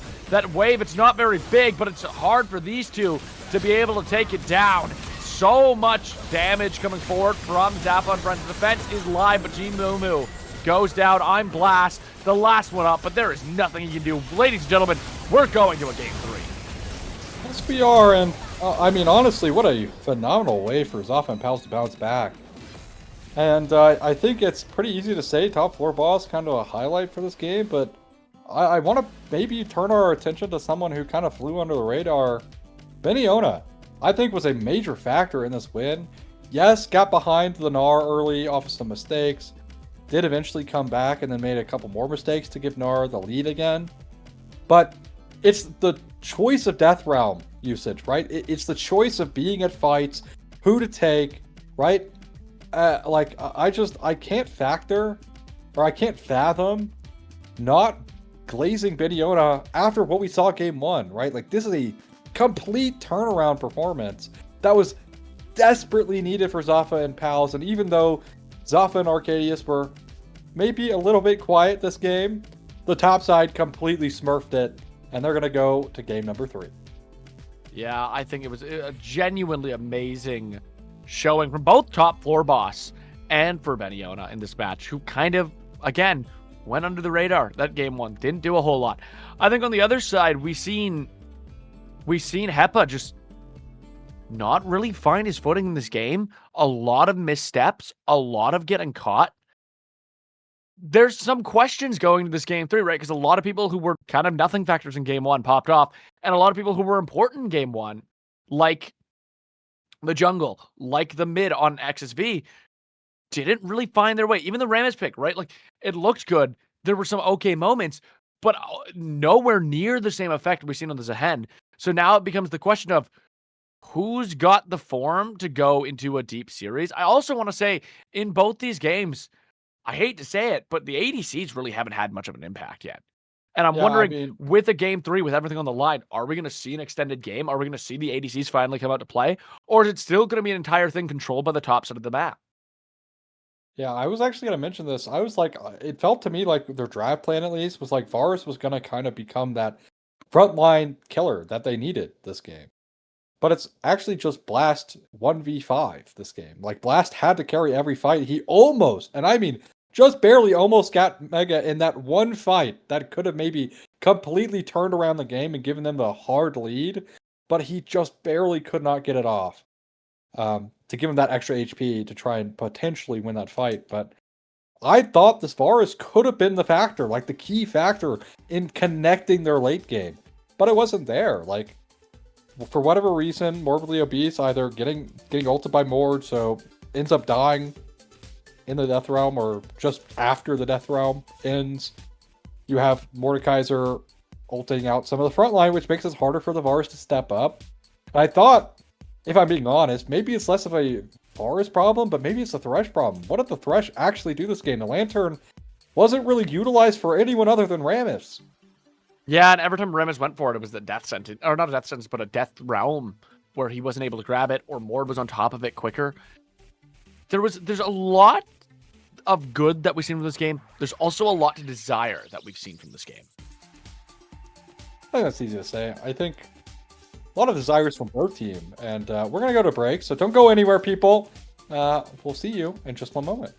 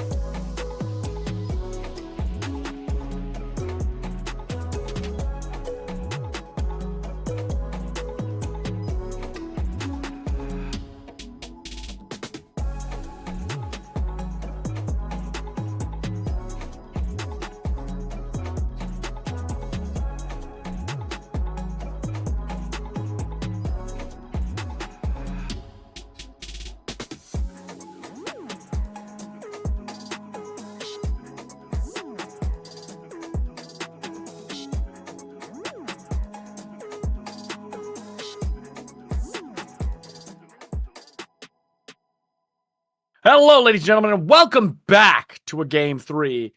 We're back here. XSV wins round 1. Zafa and Pals wins Game 2. It's, of course, been 2 red side victories so far. What do you think that means, Ozzy? We talked a bit about the red side, blue side having less disparity. Do you think it's going to be a red side Game 3, or do you think we might see a little bit of a difference going into this? Truthfully, I don't think it matters. I think it's just whatever team just happens to be playing better at the time. Although I do think that drafts have technically been a bit questionable, at least Zafa and Pals with at least the Vayne game. But was that bad, like, because they were on blue side? Probably not, right? So I just think both teams kind of not playing that well on blue side overall. XSV Neon just unfortunately were not connected to that game. It felt like it just really felt like there was nothing going on for them. In fact, we've kind of seen for both teams, whichever team has been able to actually force things to go, they've typically won, right? Like XSV that last game kind of felt like they were always reacting, never being proactive, being the ones to set up those plays. And the few times they were the ones to make their plays, let's ignore the Baron for a second, it was positive, right? Like it was a positive play. They were able to net kills, right? They were able to leverage pulling people around the map, which opened up Blast to get a couple towers in bot lane for free. But then they decided to pull the worst possible Baron probably I've seen this year. So there is a trap with that as well. But again, that was a bad mistake, and that mistake's likely to happen here. Once you go to a Game 3 or a Game 5 in playoffs, this last match always has that heightened pressure, right? It's a little different in a Game 3 to a Game 5. A Game 5 you usually have been playing for 4.5 hours at sometimes when you go to Silver Scrapes. And there's a significantly condensed Chample. The Champles, though, we've lost a lot of mains, especially on Zafa and Pals, it feels like. Zafa and Pals back on the blue side, they're going to have that first pick. Maybe they can get something comfortable for one of these players. But at the end of the day, there are still 20 champions plays plus 6 bans, right? It's been the same bans all series. The Mel, Jace, Lee Sin banned away. The Skarner, Nunu, Ari consistently banned. J4 are going to be the first pickup. That's what we're going to see Zohair on. I like that much better than... Or not the Rammus, the... Oh, I'm blanking. Sejuani. The Sejuani. Oh. I prefer to see Zohair on these aggressive bruisers. Don't get me wrong.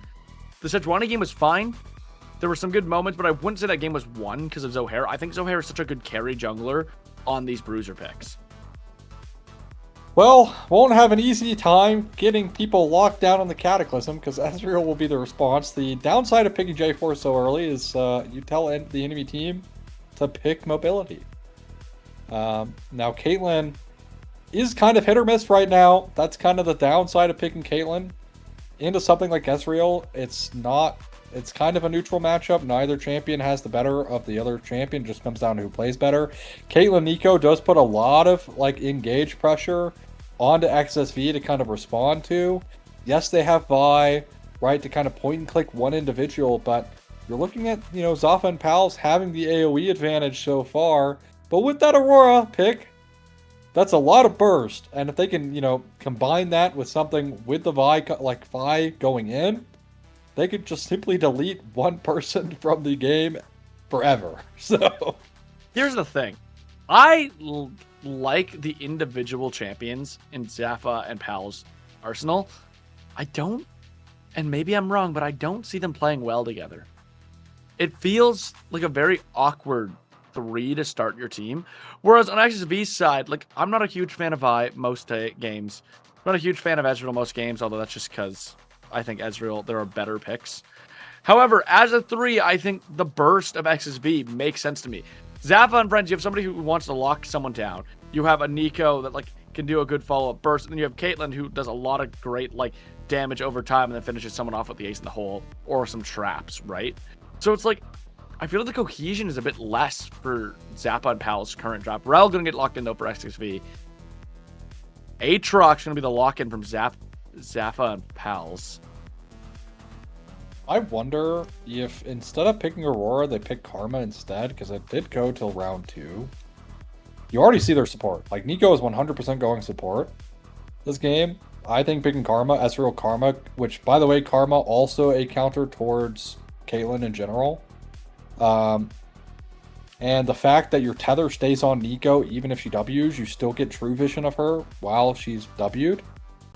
Like, there's a lot of potential off of the Karma, but picking Aurora, which I do probably think Aurora gets banned as well. But I would much prefer having Karma over the Aurora. I think there's better other champs you can pair just fine with the Vi. But my eyes turning to the Akali now. Now, a lot of things from Zafa and Pals that we've seen has come off of individual excellence. And less about team cohesion. And even last week in the game they won, it was off of Zafa and Zaher having very excellent individual performances on both Kai'Sa and Sehen, which we unfortunately lost in game number 1.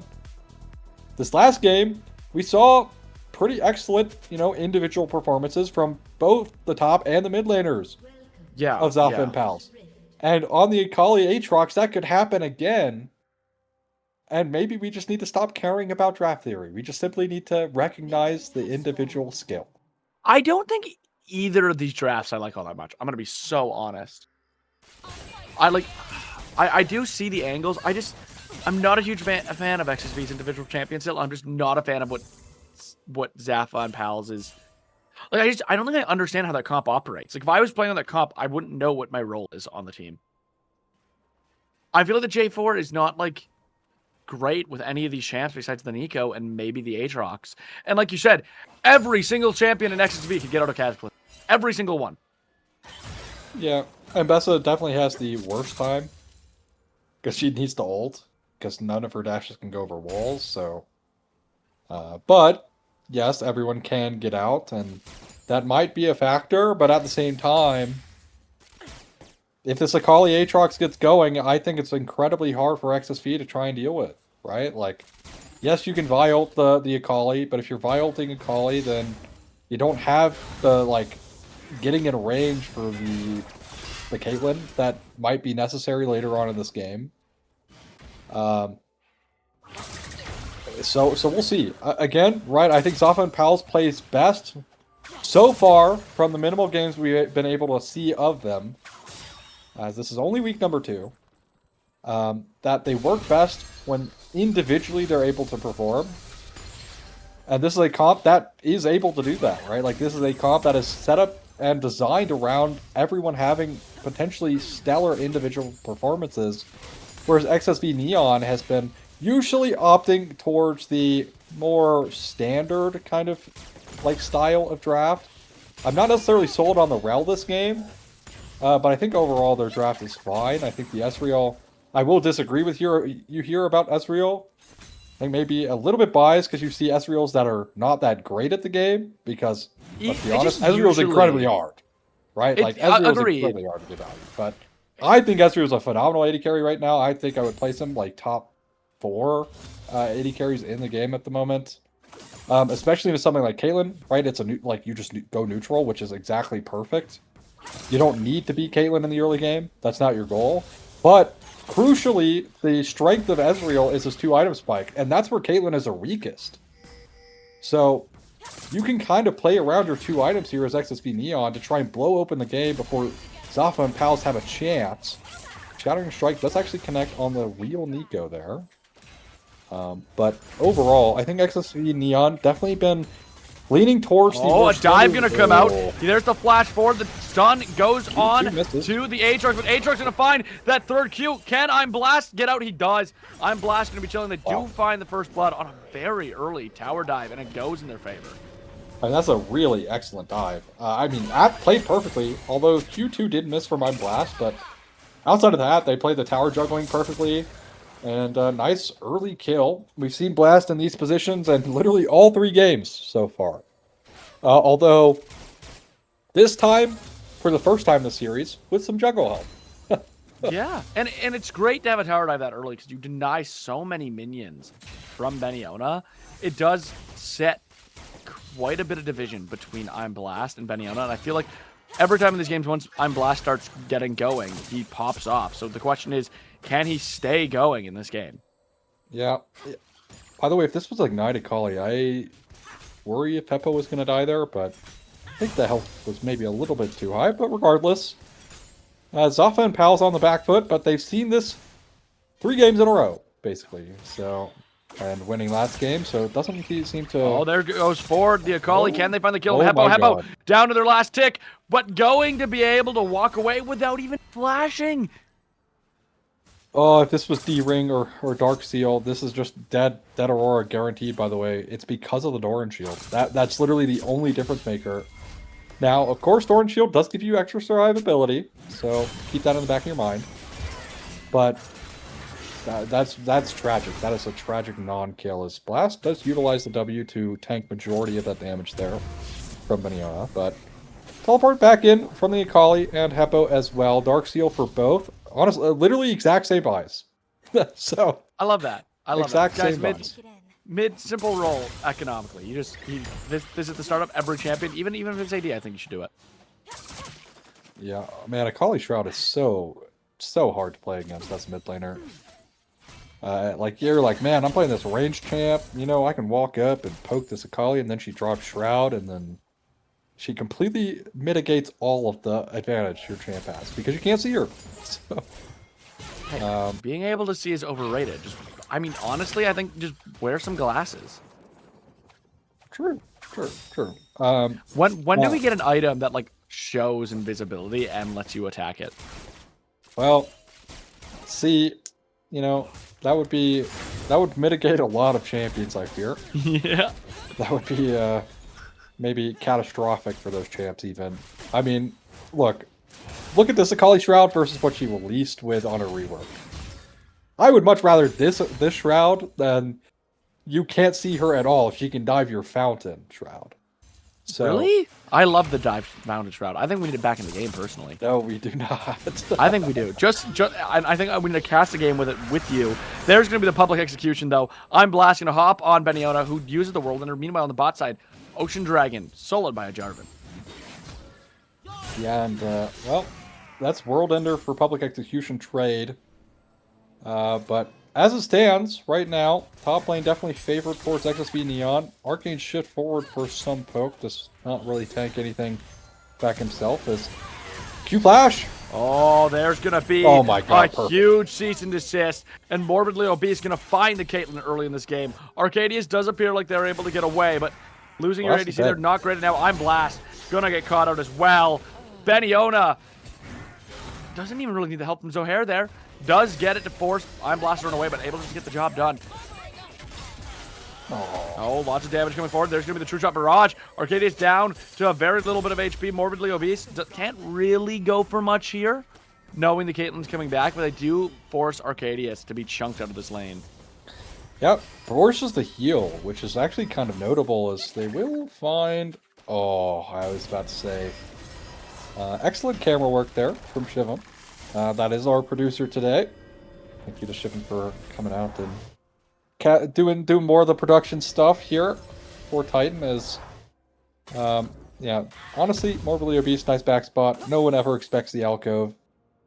Man, speaking of alcoves, how underutilized are they in League? Like, they could have done so many things with alcoves, but they're kind of just there. They don't really really don't do anything. I'm surprised that there's never been like objective spawning in the alcoves. Oh, Zafa gonna get caught. It feels like that's something you could do with alcoves, where like an objective spawns in them. Yeah, you could, but it might make side lanes maybe a little bit too crazy. Make it random. Make it random which one it spawns in. It's different every game. Perhaps. But for now, we have empty alcoves and XSV Neon. Oh, there's going to be the public execution. Here comes the Vault Breaker. Beniona trying to get another tower. Uses the flash there. I mean, you know you're dead, right? Like, you know you're dead. Your jungler's at least getting void grubs for it. I don't think it's worth wasting the flash. Yeah, I'm with you. I think it's just take the L, and die faster, because actually... Oh, Heppo! Oh, right into the turret. There's gonna be the Between Worlds to keep Aurora alive, but Heppo doing everything but using Flash.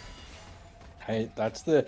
Well, as someone who has played this matchup before, now whether or not you want to argue I'm playing against like good Akali player or not, that's up to you, but basically the Aurora will never get solo killed as long as you ult for ult. If you play it correctly, right? Because you just wait for the Akali to go in, and you ult away safely, because she can't keep up with you. So, now the downside of the matchup is, unless you're killing the Akali, right? You're just always permanently going to have to ult for ult. Which means you won't have it for like team fights or, like, for instance, right, you're not able to leverage the burst of your champion to kill the Akali. As a really good awareness from the bot lane of Zafa and Pals there to not tank the True Shot Barrage, as you'll be gathering Storm actually on the Caitlyn this game. Just did see it tick over there as 10 minutes popped up, so playing for the long haul on this game. They are up a sizable amount of CS right now. They're up that 15. Of course, that is kind of mitigated by the kill. Just the CS journey from Zafa, though, not awful, right? Like, they are finding little advantages there to try and find a way ahead of Ezreal. They also haven't gotten really a ton of jungle pressure in that bot lane. To be fair, Zohair has not done a lot for his lanes, but has done a lot in this taking of objectives, right? So far, 2-0 on the objectives for Zafa and friends. We'll see what's happening. Vi is now hovering around mid, but I think they see her as the pings did come down. So good ward coverage. And, here comes Vi. Vi no. trying to go in forward, not gonna be able to commit to it because of that ward. And now even Brain gonna get spotted. It's a bit rough. Yep. The funnily enough, that ward they did have in the jungle actually went down before they saw Rel, so they actually did not know Rel was there until showed up on the mid ward there, but will be the second Drake of the game spawning in. Infernal will not be your soul, as we will get our potentially first team fight around this objective. Hopefully the earliest we've gotten a team fight so far. Zohair really wants to go in on that. I think the fight is going to rage. This could be not a game deciding fight, but definitely who gets the advantage going later into this game. Of course, Zafa and Pals have done a lot with objectives. They've been trying to stack them pretty hard, so the second Drake would be very important for them. Meanwhile, on the other side, XSV, if they can find a winning fight, I mean, you have a lot of scaling threats. You have that Ezreal who's going to be able to be ahead in lane. Heppa who might be able to get ahead in lane. They are going to push the lane bot. Meanwhile, Akali going to get that lane push in mid. Dragon started here by Zohair. Jimomo going to get caught a little bit down to 2,500. There's going to be a jump over the wall.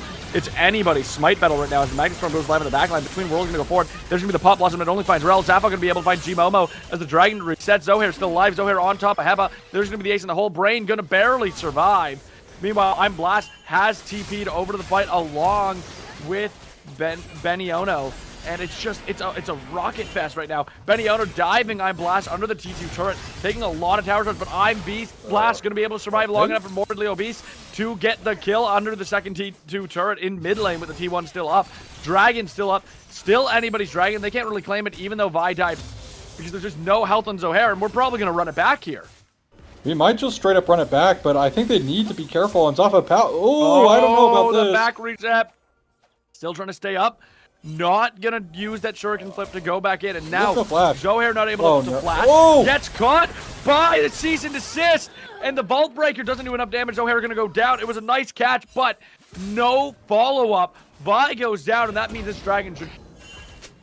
Yeah, this should be the Drake. I mean, the sad part is G-Mumu had to go for that, because if not, morbidly obese is dead. So, but Poke coming through, like, we're still running it back. How long are we trying to find their way to the pit? This Ambessa gonna try to find some damage. They do find Zohair. It's anyone's strike. No smite. No smite. It goes over to XSV, who also finds the Caitlyn in the side as well. Oh my god, it is Fiesta time. Oh, goodness gracious. How do they find that in the first place? Like, that is insane. I mean, excellent play by XSV Neon. Specifically Brain. Brain sets that up perfectly. And it's I'm Blast picking up the Drake, and, well, more than a few kills to his name now on the Ambessa. Just very extended fight. I mean, I'll break down the initial fight. It's Morbidly Obese not there. Like, not there at all to do any damage. And G-Mumu is just caught in a really awkward space, and G-Mumu still having ult, right, as the only ult available for that play. As, well, Finiona has some help. Be stuck as Jarvan goes in this top lane, finds the flash knock-up, clean execution on that.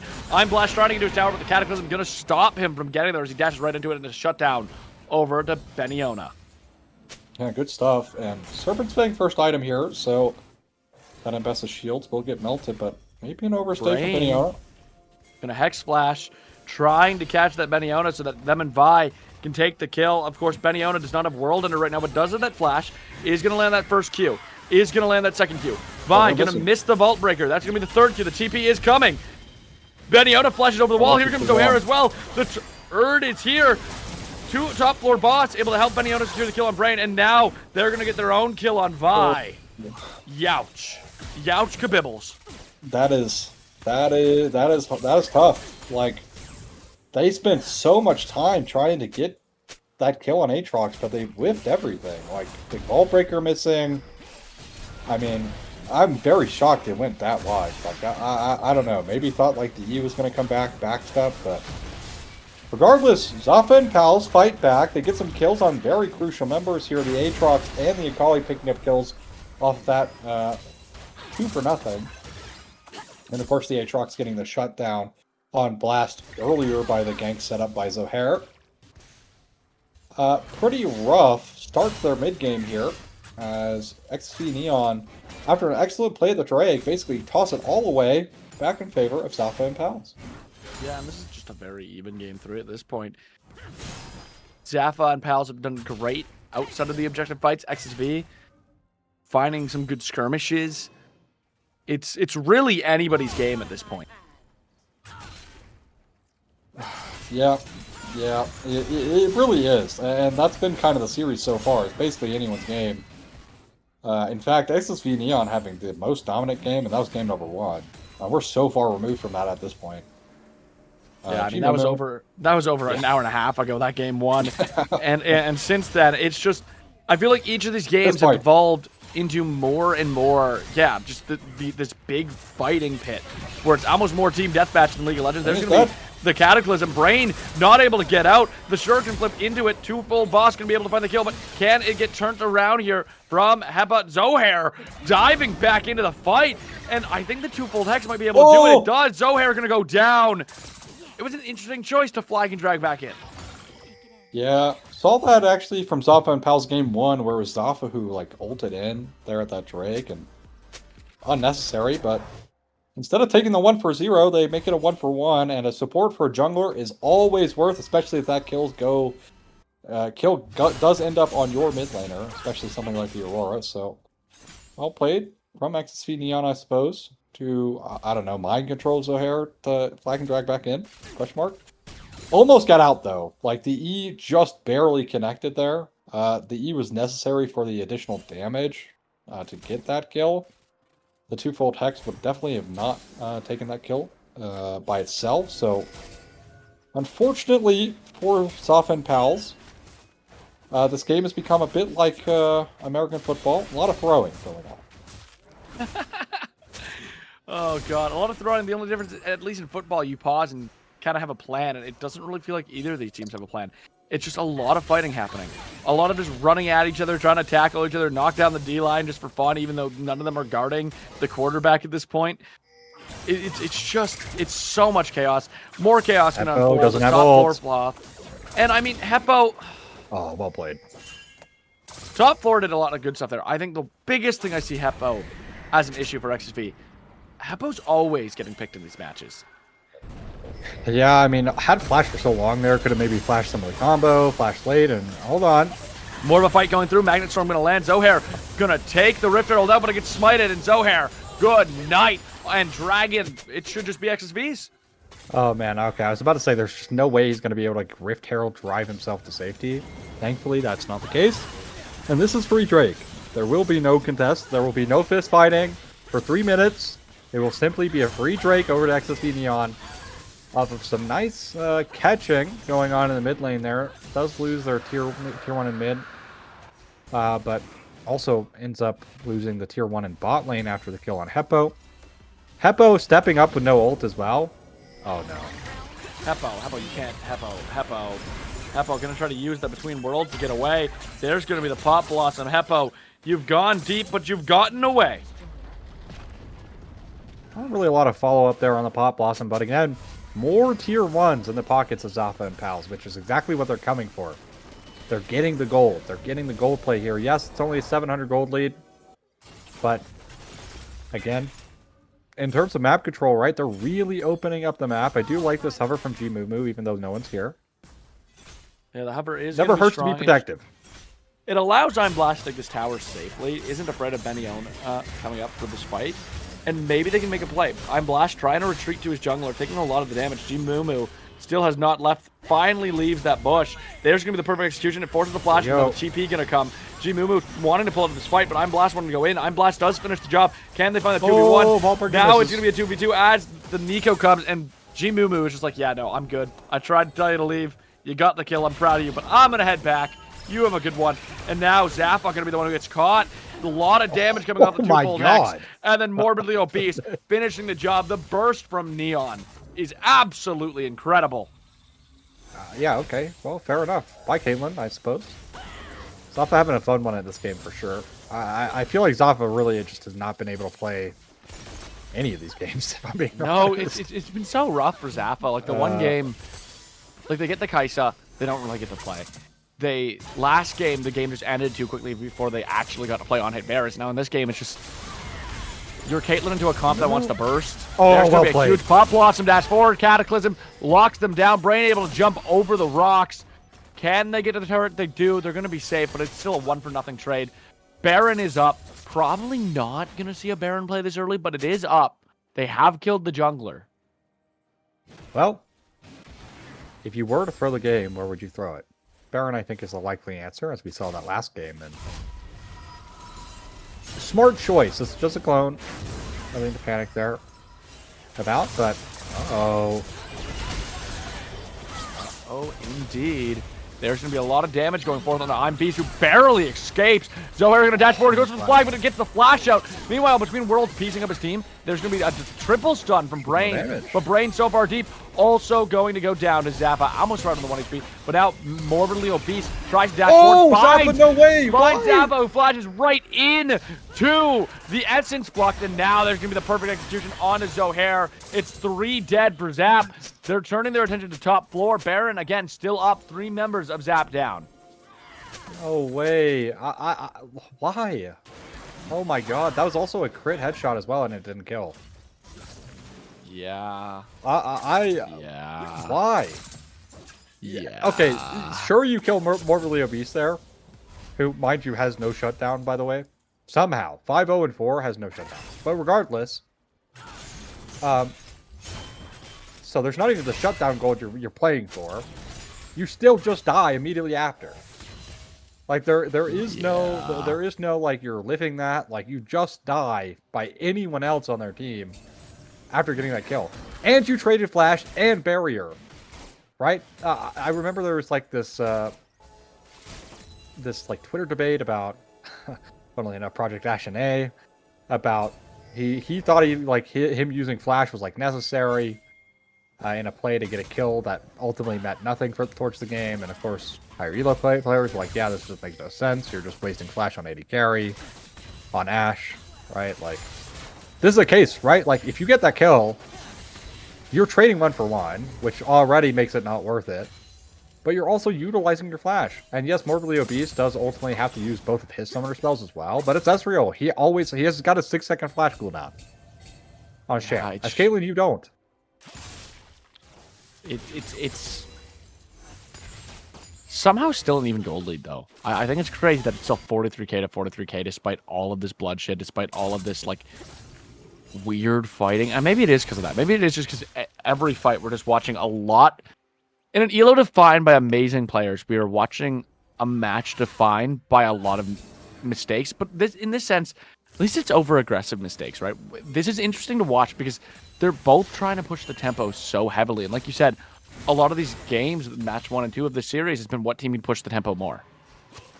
Yeah. More so, what team kind of just let the tempo just swallow them alive, right? Like, eat them alive until the game was over. And now, we're getting a fight for this Drake, whether it's smart or not. We're going to go over the wall. G-Momo going to get stunned here, caught in the middle of them. Pop Blossom, they're going to go down after the Vault Breaker, but Zohair goes down to the True Shot Barrage. 4v4, no junglers up. Top floor boss down to the last tick of HP. Is going to be able to survive the Arcane Shot. I'm Blast, keeping Beniona and Zafa away from Arcadia. He's able to land a 4-man root. Dragon in the loving arms of XSV. It's going to be the 3rd dragon. Meanwhile, I'm Blast keeps them all away. It's not over. There's really no way of getting into that dragon. Heppo going to be able to kill. To support the dragon still up. There's the TP from top floor boss. Dragon still up. Finally goes down as XSV. 3 dragons to 1. It is that Mountain Soul up in 5 minutes. 2 of these Drakes have come off of the back of no junglers staying alive in a complete coin flip moment.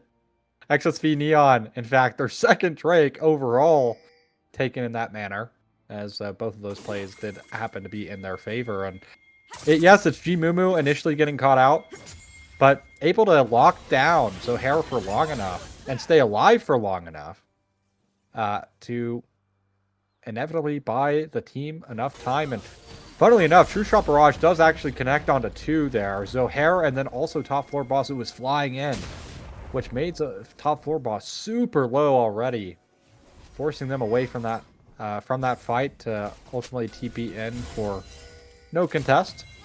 So the Nico will find this ward and the stack of XSV Neon on the top side, but results in nothing but a cleared pink ward as Beniona does find Brain. Brain's gonna slowly walk away. Zohair trying to find any angle right now. Yeah, that's half health already on 2 members. Well, I say that, but Death Dance. This is real. Oh, a Cataclysm to 4. It's going to be followed by a Pop Blossom on 2 of them. 2 of them able to escape the Cataclysm, but Beniona going to be on top of Morbidly Obese. Morbidly Obese goes down to the start of this fight. I'm Blast trying to follow up as Zafa also down, right? Zohair trying to get away, not going to be able to. It's a 2 for 2 right now. Both junglers and ADCs are dead. 2-fold Hex. Going to get the slow on Beniona. I'm Blast. Has been chunked out quite a bit, but now Beniona's starting to get chunked. World Ender going to end. It's a 3v3 still raging on. Top, mid, and support for both these teams still up. Oh, well, maybe not. Brain. Fight continues. Top floor boss going to try to find anything here. Beniona gets that Q. It's going to be the end of that fight. Yeah, we might run it back if they make another mistake here, but Brain, no real reason to walk up that far and does get punished for it, but ultimately very close fight, and this one, they actually connect onto the Ezreal. But how often in this game is that going to happen? Like, how is that going to happen consistently? This is the one fight where Morbidly Obese is caught off by himself. This was before he had Flash available as well. Now has Flash. We are just under 2.5 minutes away from their soul spawning in, right? Which, unfortunately, playing against like things like the Aatrox and the Akali, they really don't want to play against Mountain Soul, especially on squishier members like the Ezreal, who will start building towards Bruiser items, right? It has the Endless Hunger, right? I suspect we're going to see a Shojin or a Cyrilda's, right? To help, you know, with the pen, etc. Maybe not going to be a Shojin here, unfortunately, due to the Executioner Sword. At least not for a while, but we'll see what the next item is here. Is Heppo has actually been doing a lot of work on the Aurora, right? We were giving him some toughness about game number 2 on the Anivia, but so far on the Aurora has been a very pivotal member, especially in that last team fight, to keep XSV Neon's damage train alive and well. So, because even Blast was super low in that fight, couldn't really do a whole lot. Was forced off of it pretty early. So it really just came down to Heppo doing the majority of that damage since Morbidly Obese went down. And 6 and 2 on the Aurora is not looking too bad. There are still things I'd like to see cleaned up, but overall, much better look from XSV Neon's mid laner. Yeah, XSV Neon's mid laner. He's just doing a great job right now, but they are kind of, once again, way too far up, and top floor boss gonna pick them off. Heppo, here's the thing. Heppo is so mechanically gifted. Except, their knowledge to scout out, I'm too far up, I shouldn't be here, is what holds them back. Heppo could be like a top 1 all-star mid laner in Titan if they stop getting picked so much. Because they're so good in the fight. They're so bad when they're by themselves. Here. No, they're not. And Jimumu it's trying to push this tempo. Blast is with them, of course. It is a 4v4, but top floor boss has that TP on the back of murdering Heppo in cold blood. Dragon, though, is spawning. Heppo will be here in time to TP once it spawns. But Zap going to be able to take the river advantage. They have to walk into the river. But they've done it already 3 times to get these dragons. What's a 4th? Yeah. It's always kind of started off like this as well. XSV Neon kind of loses river control. But here we go. True Shot Barrage only connects onto 1. Heppo now in a really precarious position. Yeah, Heppo trying to keep 2 floor boss away. A lot of damage comes out off that 2-fold hex. Top floor boss kind of in a weird angle to get back into this fight. As Dragon has spawned again, of course, the junglers are bound to fall before this Dragon's taken. We know it's going to happen. Zohair, he's playing a little bit safer this time, but we imagine he'll try to engage here. We'll see. Mumu. Also, this is the most hesitant both these teams have been for Dragon. It's a big push for XSV, who's down in gold, to get that Mountain Soul. On the other hand, if you're Zafa, you really don't want to lose it. Zafa and Pals want to claim this Dragon so badly, and because of that, the tension's so high in this fight. This could be game-changing. Pop Blossom on a 3. Meanwhile, 2-floor boss trying to fight Heppo, gonna go gold, and there's gonna be the public execution onto Beniona. World Ender goes forward. Goodbye, top floor boss, who gets annihilated. There's gonna be Arcadius. Zappa, though, still alive. Finds survive. There's gonna be Zohair, who finds the Cadix with him. Ace in the hole goes forward. Zohair on the run. Can Zohair at least get out? Maybe plan for a steal. All the summoner spells have been burnt. No, he's going to walk forward. Is going to go and look to try to get Brain, but isn't going to be able to. And Heppo finds the kill on Zohair. And Heppo in that team fight might have been the thing that turned it around. Only Zafa going to survive, and that means Mountain Soul is claimed by Neon. Well, again, the jugglers are dead, and the Drake is being done, as you had predicted. But realistically here, XSV Neon, right? Every time they've not had river control, they've won the fight. And I think it's back, kind of looking back at it, is Zafa and Pals. They just don't really have the synergy to get all of their diving pieces to work together. Right here, initially, top 4 boss is caught off by himself, goes down to half HP off of a 2-fold hex, plus the weirding combo. Right, to start it off. And then top 4 boss tries to full send by himself in the backline.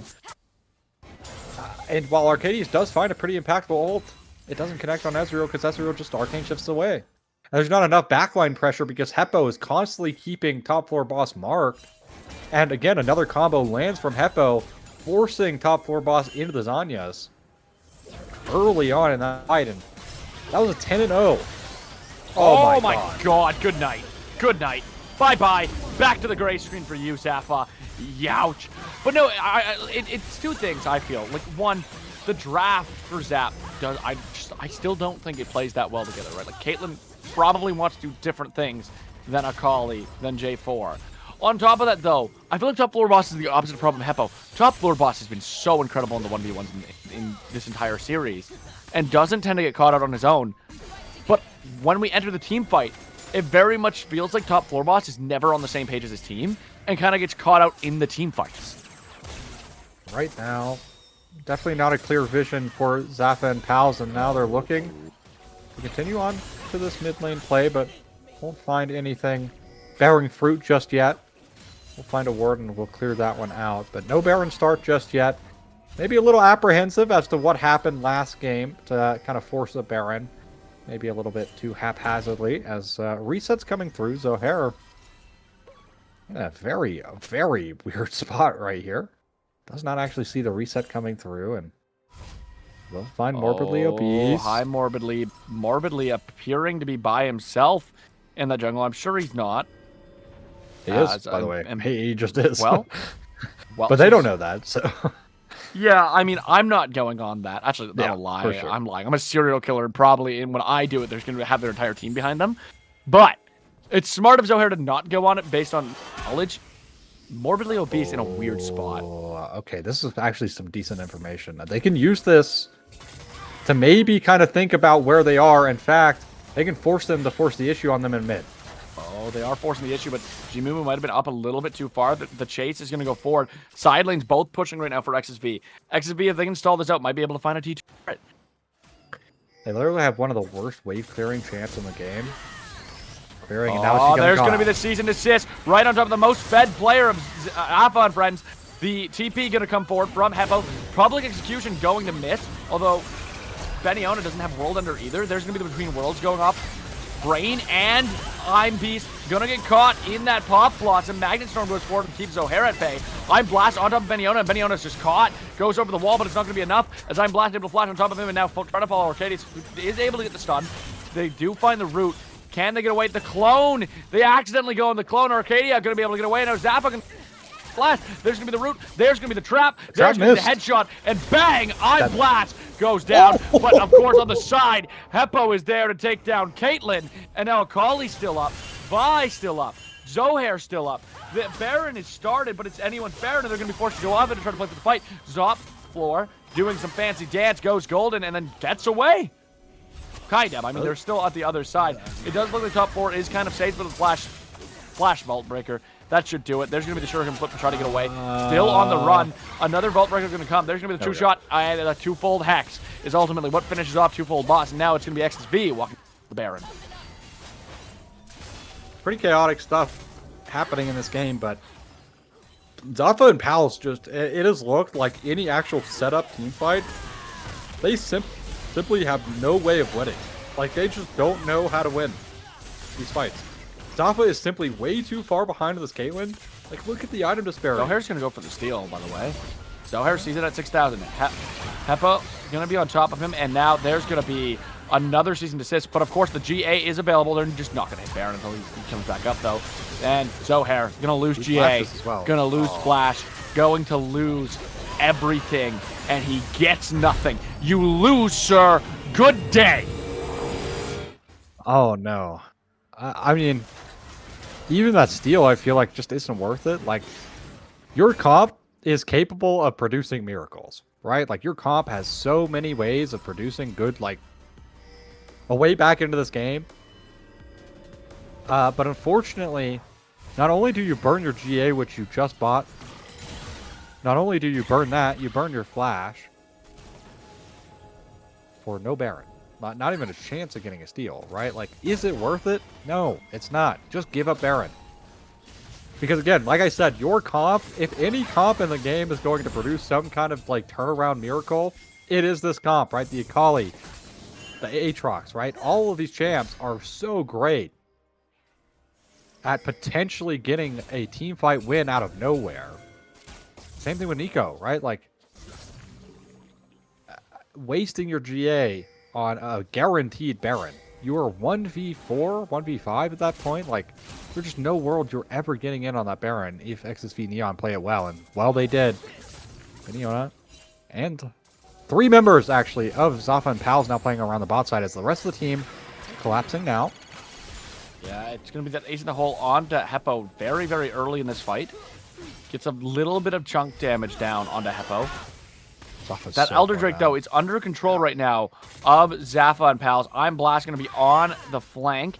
Zohair in a bit of a predicament as he's getting chased down by Gmomo. Of course, the gold gap is there. No way. A public execution onto Zafa. Zafa's got nowhere to run, nowhere to hide. The World Ender not able to save them. Meanwhile, in the backline, there's going to be a Pop Blossom, morbidly obese, losing a lot of HP. Arcadia is trying to finish the job. Top 4 boss going to be able to. Both ADCs are down. There's going to be the top laner for Zafa and Pals on a 60-second timer. Heppo going to find the Nico, and at this point, Elders firmly over to their pockets. Can they end the game? They have Baron. They're gonna have Elder. Zohair gonna try to steal, but it really won't do anything because none of his teammates are alive and he's losing that much HP. He's gonna have to retreat now. As Heppo gonna find him. He's staying. He's opting to stay, but it's not gonna do anything for him. He's just trying to flag and drag around, stay alive long enough. But they're slowing down that Baron take, right? They're waiting, making sure Zohair can't get in, and now they're going to speed rush it. The top floor boss going to be here to maybe go for the steal, but I think it's too little too late. As there it is, the Elder Dragon is stolen. Zohair's still going to go down on the tick. Brain finds Zohair, and at this point, Zafa and friends looking to be doomed. He does find Heppo, but top floor boss is going to die here. Oh my god! Oh my god, top floor boss gets away! Right, we've seen some excellent escapes from him so far, but let's see if he can get away from buys. Yes, the season desist goes forward. We're running the wrong way. Wasting a lot of time though, right? Baron is going to end in a few seconds. They're not going to have Baron and Elder. They're only going to have Elder. It's not great losing top floor boss, but he at least burns the Elder and wastes so much time. They have what, 2 minutes on this Elder? 2.5 to try and make this game end. They're going to start rushing down mid. Caitlyn, Aatrox, Nico, that is your defense. Zohair going to be back up actually as well. It's a 4v5. They have Elder. Can you survive? That is the question right now. One mistake will end your series for Zafa. I mean, Zafa is just dead. Oh, Zafa going to get caught. There's the cease and desist. Pop Blossom on 4, though. There's going to be the Cataclysm under a turret. However, they have no damage, no money, no bitches, and now no life as their Nexus is going to get exposed. There's 2 turrets in front of it, but only a World Ender and a Zohair, and there's really nothing they can do. The public execution.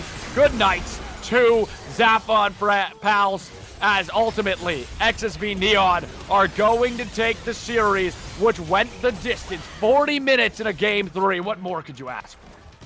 Really, I mean, XSV Neon, right? It's just their ability to team fight in this game that netted them this win, right? I talked about, Zafa and Pal's comp really need individual success, and unfortunately it just wasn't firing here for Zafa and Pals and XSV Neon.